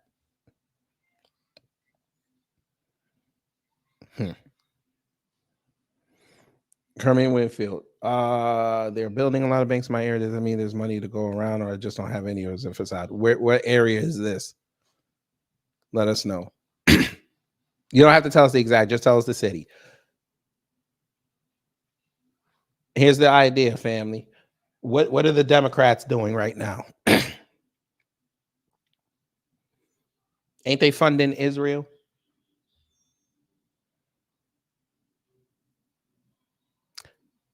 They love that shit.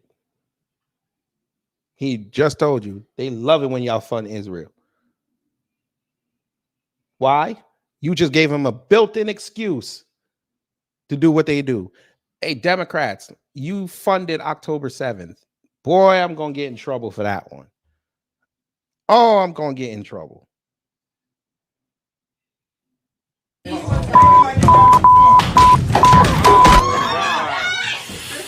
You all right, bro? Bro, you all right? That's how that. No, nobody asked me that question. You see me on the street. Little Rock, huh? They're trying to make the South the new banking hub.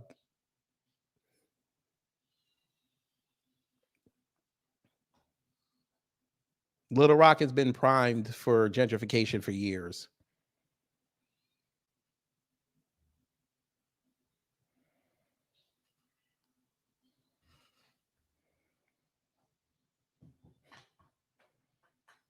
You know why they want to do that, though, Kerman? Because they see what Pine Bluff over there doing. Can't have that.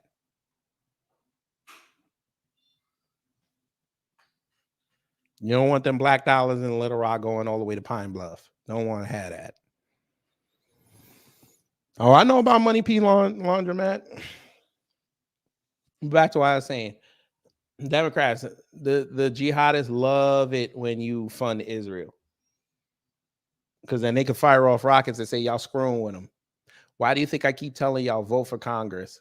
Don't worry about the presidency. Go after Congress. When you have the right Congress in there, they tell you, listen, stop screwing with the Middle East. We got problems here. Then what are the jihadists going to do? When they attack you or they attack them, they look radical.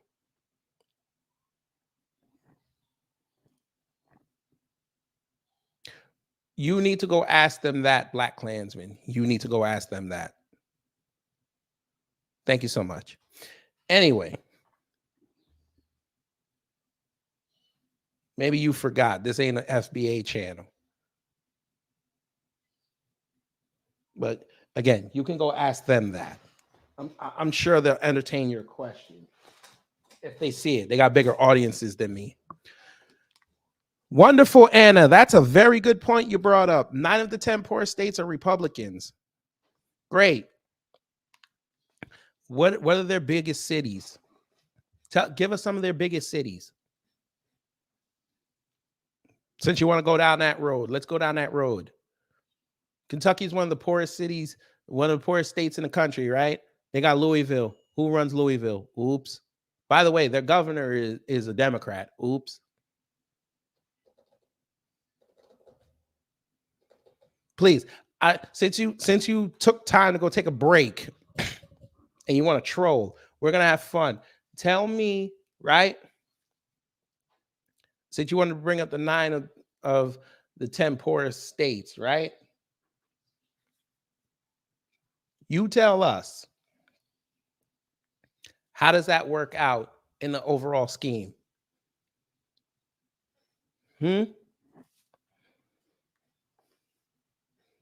Because Jackson's Mississippi's biggest, and that's run by Democrats. Birmingham, Montgomery, Democrats.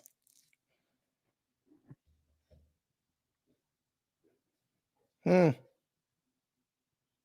to me they don't need to go after the whole state. They just go after your biggest city. No, Anna's showing us that she can make 4-word sentences. I like this. We want to show them that George Bush will pay for their crimes. That whole Bush 2 administration.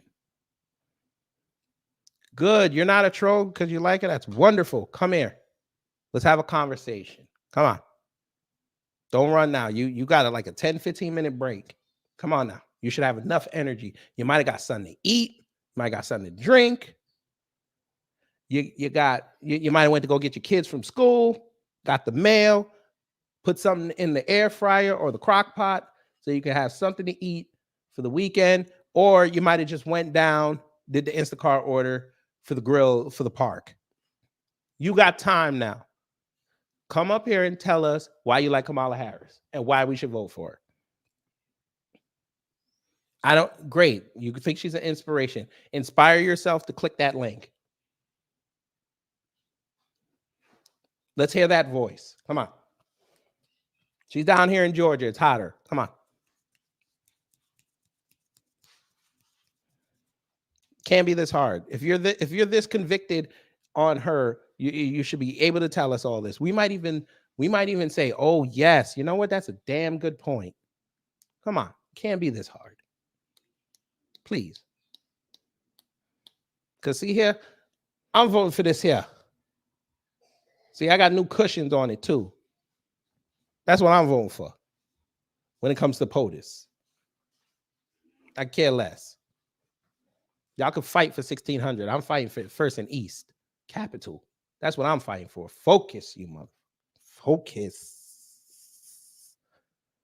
It's not wanting to focus. There you go. Come on. And no, you do not have chores to do. Come on. Open a window. I know you stopped cleaning your place. Come on. Open a window. Let the fumes out. Come on. Let's go. Since you wanted to be that one. I haven't talked to a Kamala Harris supporter yet this whole election cycle. I'm pissed off. Please tell us. I won't even insult her. We'll have an honest conversation. Come tell us why she's an inspiration. Because it's funny that y'all waited for her to become president, for her to be an inspiration. But when she was AG, she wasn't an inspiration. When she was a lawyer that nobody knew her name, she wasn't an inspiration. When she dated Montel Williams, she wasn't an inspiration then. When she was on the Breakfast Club talking about how she inhaled in college, she wasn't an inspiration then. And then you write this comment. See what I mean? See what I mean? She's an inspiration for girls who dare to dream. Didn't y'all say that about Michelle Obama? Did y'all say that? Did y'all say that about Lisa Leslie? I'm just asking questions here. Did y'all say that about Sister Soldier? Shahzad Ali?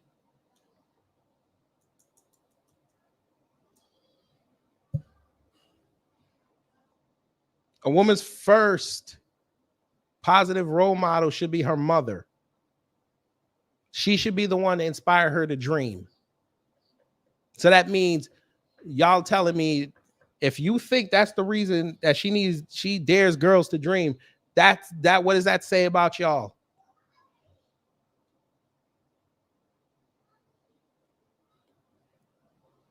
Y'all act like y'all never seen a black. I caught myself. Y'all act like y'all never seen a female lawyer before. Now, Katsy, you know why they're not going to say that? Because she's a Republican.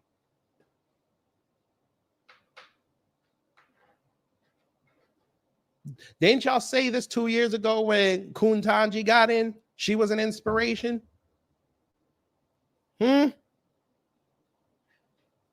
Thank you, Simone Biles. Why not Serena Williams? Y'all said the same thing about them. Y'all really need this much inspiration. Yet when black men come out here and tell y'all that y'all are inspiration to us, we want to ride with y'all, y'all say y'all niggas is broke. Let me guess. Now, Anna, now see, you finna get blocked right now. How dare you put Jasmine Crockett in the same rarefied air as Harriet Tubman and Mai Jemison? How dare you? Now you're gonna get blocked. You can go tell people how Kamami is an inspiration elsewhere. I was actually gonna give you grace, but the fact you just said this, now you gotta go. Be quiet! Shut up!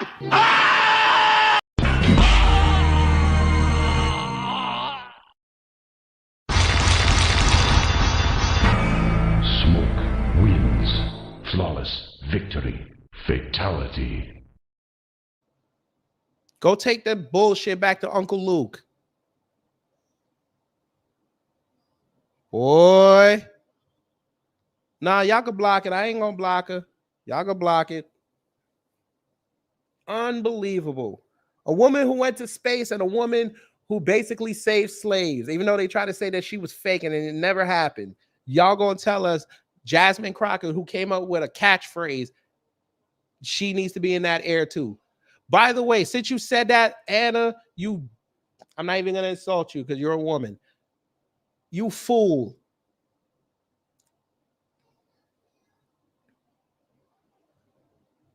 That means she's over Kamami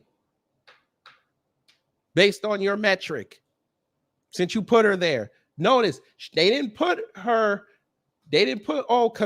with Mae Jemison and Harriet Tubman. Notice they put Jasmine Crockett. So number one, she already knows she's black. So how's she an inspiration to girls? Number one, trust and believe. Let me help you, Anna. Outside of black girls, there ain't no other girl out here looking at Kamala Harris as an inspiration. You saw that on some ad during the goddamn DNC and thought that was you was hitting on shit.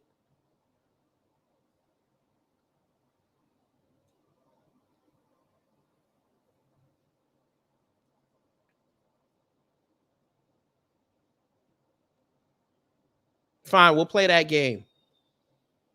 By your logic, I should put Aunt Viv, the dark-skinned one, not the light-skinned one. I should put her in that rarefied air along with Harriet Tubman and Mrs. Jemison, right? I should do that, right? You want some more? I think we got more according to Anna. So in between those two women who actually accomplished some shit, right? I guess we should just put Little Kim there too, right? She's such an inspiration. She birthed all these rap hoes, right? You want some more? We might have more. In between those women that actually accomplished something, you're telling us, the contingent over here in New Black Media, that the mayor Tiffany Henyard, or whatever the hell her name is, Henyard, up in Dayton, Illinois, should be in the same rarefied air as those two women because she runs the city. You want some more? We might have more. Let's put Uncle Thunderbird, Lori Lightfoot there too while we're at it. We'll get a 2-for-1 from the state of Illinois. You want some more? Let's put the jerk chicken jackass there too. You know, she was so inspirational that she put up a post about giving Palestinian girls water while her city was dealing with a water crisis. And all she could do was retweet her Department of Power and Water. You want some more? We might have more because she's such an inspiration. Oprah Winfrey done had girls disappear from her schools, but she's such an inspiration because she's rich. You want some more? How about Gayle King? She interviewed Lisa Leslie and made her try to shit on Kobe's legacy. Is she an inspiration? You want some more? Might have more. Let's put Cynthia G there too. Why not? You want some more? Might have more. Let's put Tasha K. You want some more? We might have more. All them swirlers that were on YouTube. Let's put them there too. You want some more? We might have more. Let's put Candace Owens there. Let's do that. At least she started a company, scam as it is, but at least she started a company. You want some more? Might have more. Let's see. Who else? Let's put every fictional black female character that's ever been on TV there. Regardless if they're good, bad, or indifferent. Let's put that there. You want some more? We might have more. Let's put Cynthia Erivo. She got a voice. Let's put her there. You want some more? Have more. Let's put Jodie Turner-Smith there. She did a whole nude photo shoot with her husband while he was wearing a tuxedo. Yeah, she's an inspiration. You want some more? We might have more. Let's put Vivica Fox there. She dared to go against Ice Cube about what he wanted to do for black people because he didn't want to single out black women. She's such an inspiration, right? You want some more? Might have more. What else?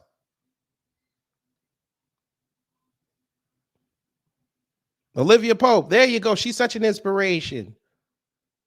Such an inspiration. Didn't even become a first lady. That's inspiring to you. You want some more? We might have more. Hey, let's do what's her name? Google and Batu Raw. Yeah, where's she at? Great actress, she is. But she don't even fool with us. But she's an inspiration, right? Because she came over from the other side of the pond to make money in America. You want some more? Might have more. That Nigerian comedian chick who tried to crap on Black American females talking about they not as funny as her. Yeah, let's put her there too. She's an inspiration. You want some more? Let's put that senator's wife from the UK, the one that helped her husband try to traffic organs for their sick daughter.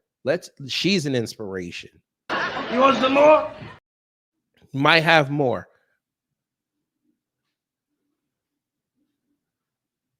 Mary Jackson. There you go. Have fun now. You want some more? Do you? We might have more.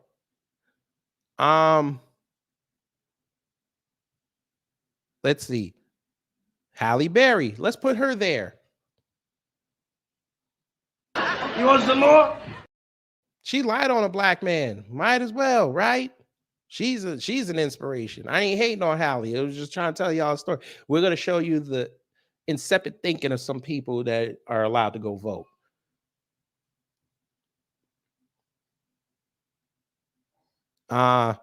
Okay. So now Kermit just went down the road. Okay. We're in the vortex, so we'll allow it. You want some more? Let's put Misty Stone there. You want some more? Jada Fire. You want some more? Skin Diamond. You want some more? Roxy Reynolds. You want some more? Minnie Crush. You want some more? Tiana Trump. You want some more? Rihanna Rhymes. You want some more? Cherokee the Ass. You want some more? Janet Jackson. You want some more? Lacey Duvall. You want some more?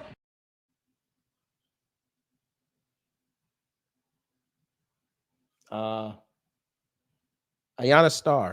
You want some more? By the way, those are all porn stars. Since they're inspiration, because they still Black women are still going into porn, so they're inspirations. Let's continue to do that.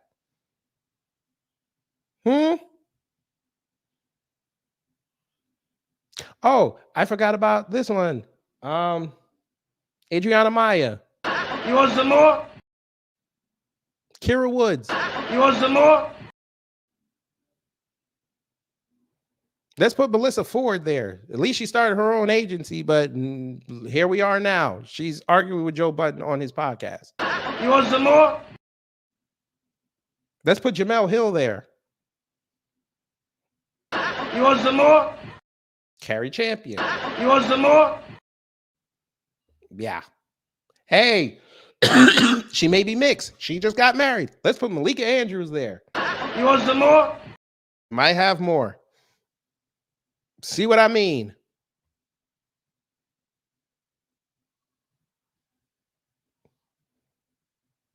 Y'all see what I mean? You want some more? Do you? All right, bim, bam, boom. Somebody get this nigga out of my way. William came a little too late, pause. But yes, Kimberly Clayson, let's make her an inspiration.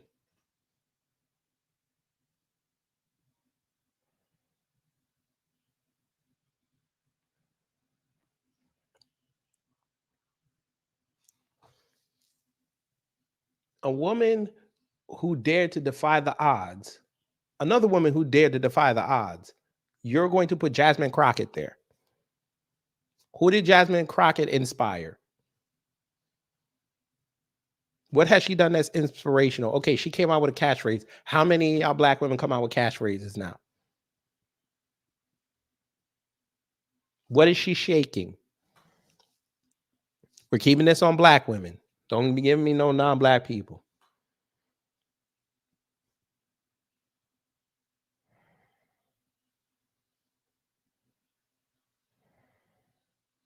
Where is this inspiration? Maybe we need to go outside and show you something. Even Black women are turning on Command Me.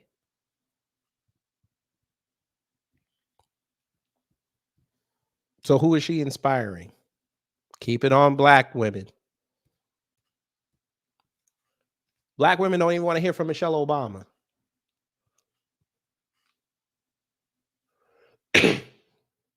I might have let her live if she at least said Beyonce. I might have let her live.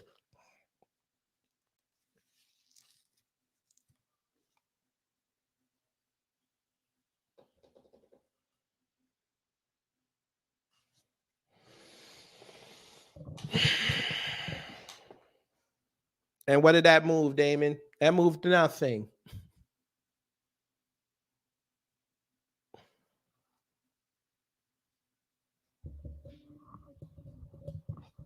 But we're supposed now. Look, I said a lot of things on this platform. I have. One thing I'm never going to take back is I understand. And black women in here, I fuck with y'all heavy, but don't take offense to this. This is why they don't invite y'all to the geopolitical table. I'm sorry to say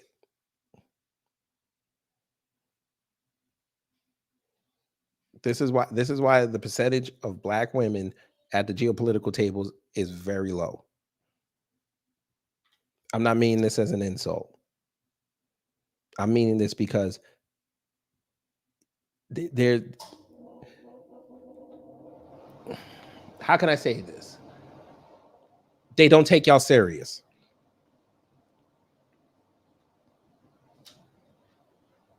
William, I'm gonna let Maxine live for a little bit because she hasn't derailed the California reparations. I will let her live for a little bit.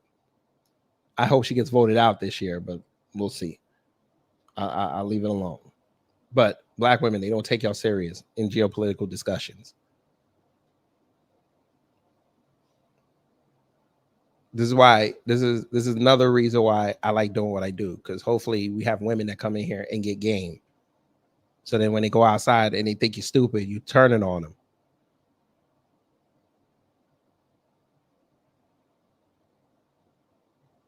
Yes, you got to eat dumplings. What's my thoughts on Nina Turner?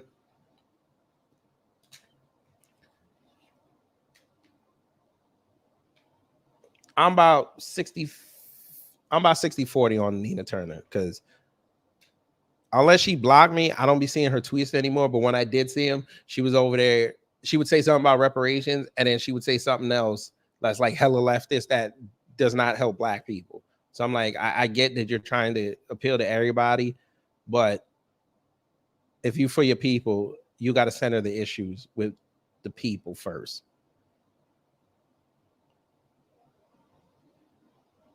So yeah, I'm about 60-40 on her.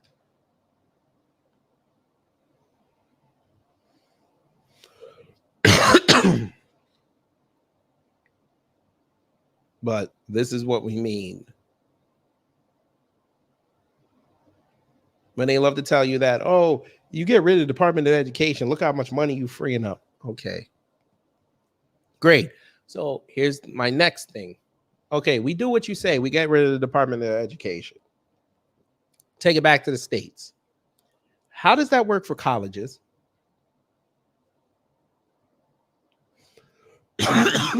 Y'all gonna argue over every state's curriculum now? Because they're gonna have broader power. All those Department of Education people that you employed, are you going to move them around the country, which is going to cost taxpayer dollars, and place them in other places? So instead of having one centralized area that we can critique, we're going to have to go to every state and critique it. Okay, cool. That's fine. What do you do with colleges? Because they get Department of Education money too. What do you do with that? They will fold. Most of your PWIs will fold. All, if not most of the HBCUs will fold.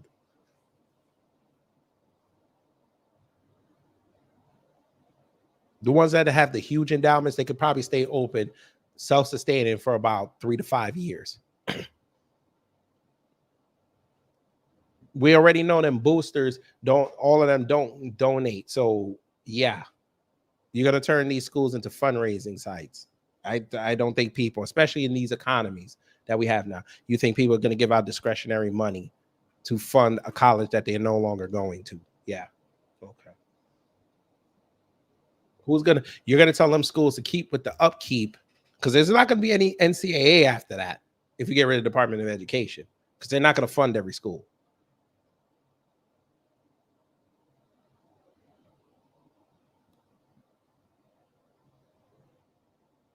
So those student athletes, how are they going to go? How are they going to go to school? Especially at the big PWIs where they get free rides or they get hella reduced tuition. How are they going to pay for that?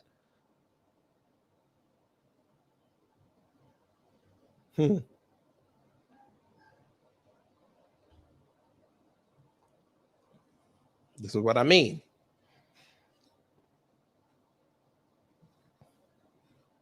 Now, Anthony, why are you eating that heavy ass soup in the summertime? Come on now. That's why you fell asleep.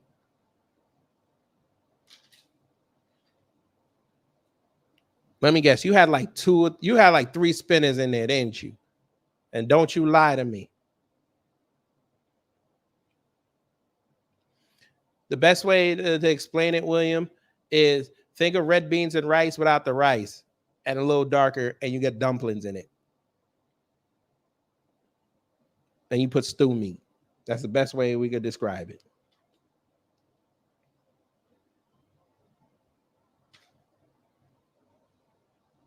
Nasty work.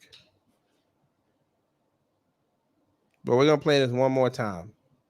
If you ever wanted to know, shit, what was that? It closed.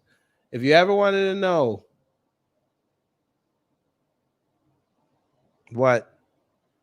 how the American economy works, it's right here. And how the American voting system could work, if you need to explain to somebody, right here. Lord help us. Just listen to this. When I was an extremist, Islamist, fundamentalist, I would only vote left. Why is that? I saw them as very stupid. It is. I would fear the conservatives because they come with principle. That's not someone they can brainwash. But the left, I know they have no values and no principles to begin with. I dare you to find one Islamic extremist that votes for Donald Trump. Would never do it. They'd give their vote to the leftist who wants to run around in pride parades. And Islamic extremists are against gays and homosexuals and transgenders, but they want the left to go and get busy with that. And Omar, she's fighting for abortion rights. My body, my choice. Yes, go do that. Go do it. But would she have an abortion?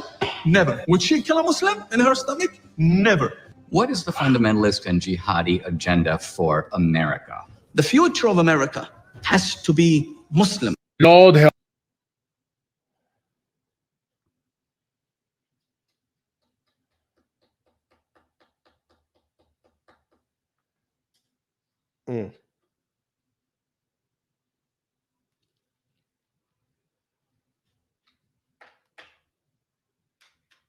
That's American politics within a minute.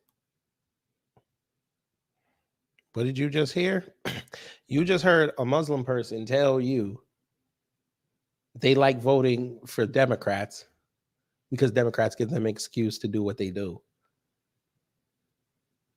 And in giving them an excuse to do what they do, they take their eyes off of everything. That's why BRICS can do what they're doing.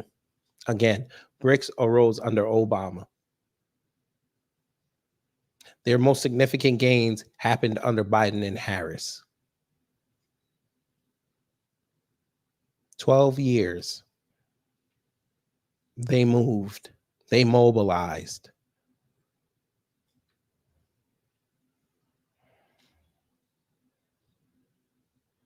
Look, if he thinks America's going to become Muslim, he's high. Them white boys ain't going to allow that. But there you go. If you ever wanted to explain someone about American politics, there it is. This is why I bring you these things. 'Cause I want y'all to understand how the other sides think.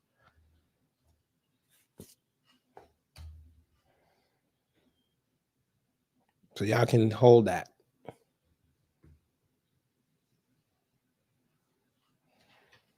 Kamala Harris ain't said nothing about BRICS. I guarantee all them shills. I bet you if Uncle Luke had another space and I went in there to ask him a question, can you explain BRICS to us and how Kamala Harris is going to stop it? He's going to tell you, the first thing he's going to say is, what the hell is BRICS? And that's when I leave.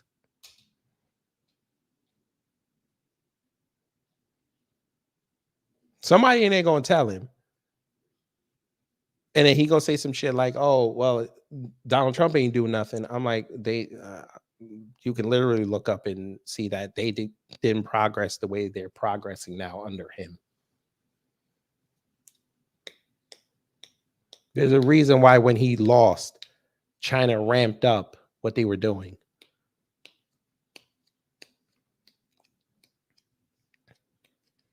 But, you know, let y'all tell it. Kamala Harris and Tim Walz got all the answers.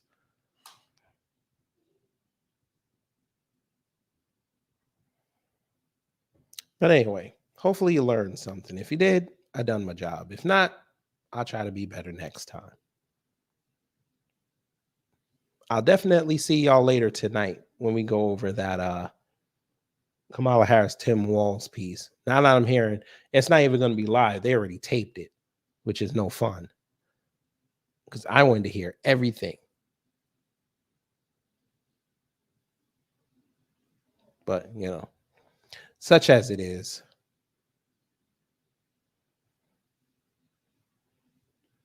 Such as it is. But before we go, we're going to leave y'all with a little something.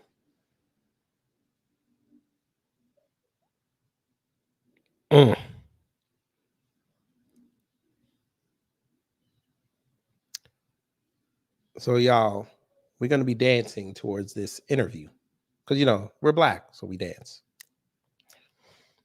So we're going to give you some lessons on dancing before we go. So y'all, again, I will see y'all in a few hours. We're going to watch that interview together, and we're going to count the many lies of Kamala Harris and Tim Walz. You want to know why that won't work, Kira? I feel you on that. There's too many guns. That's never going to happen.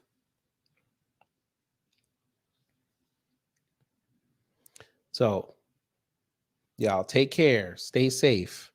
And you know what to do when the agents of chaos come to mess up your existence.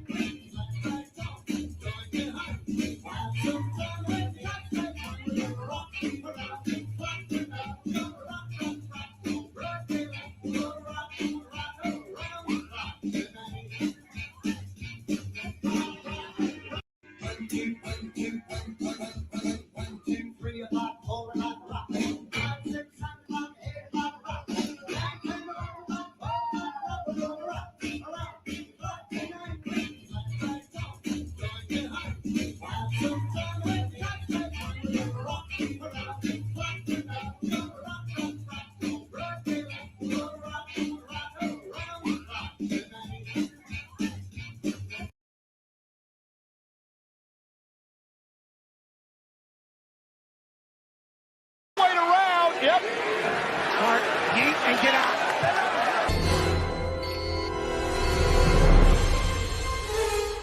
Time's up. But did we have a good time here? Hello?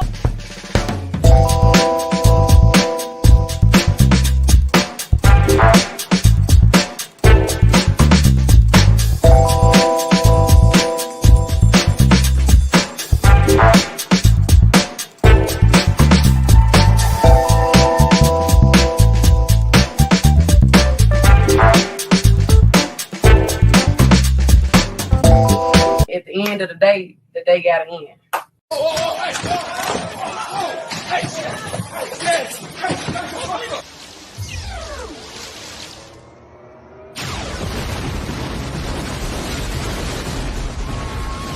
Get your money up, not your funny up. Big fucking move. That's it.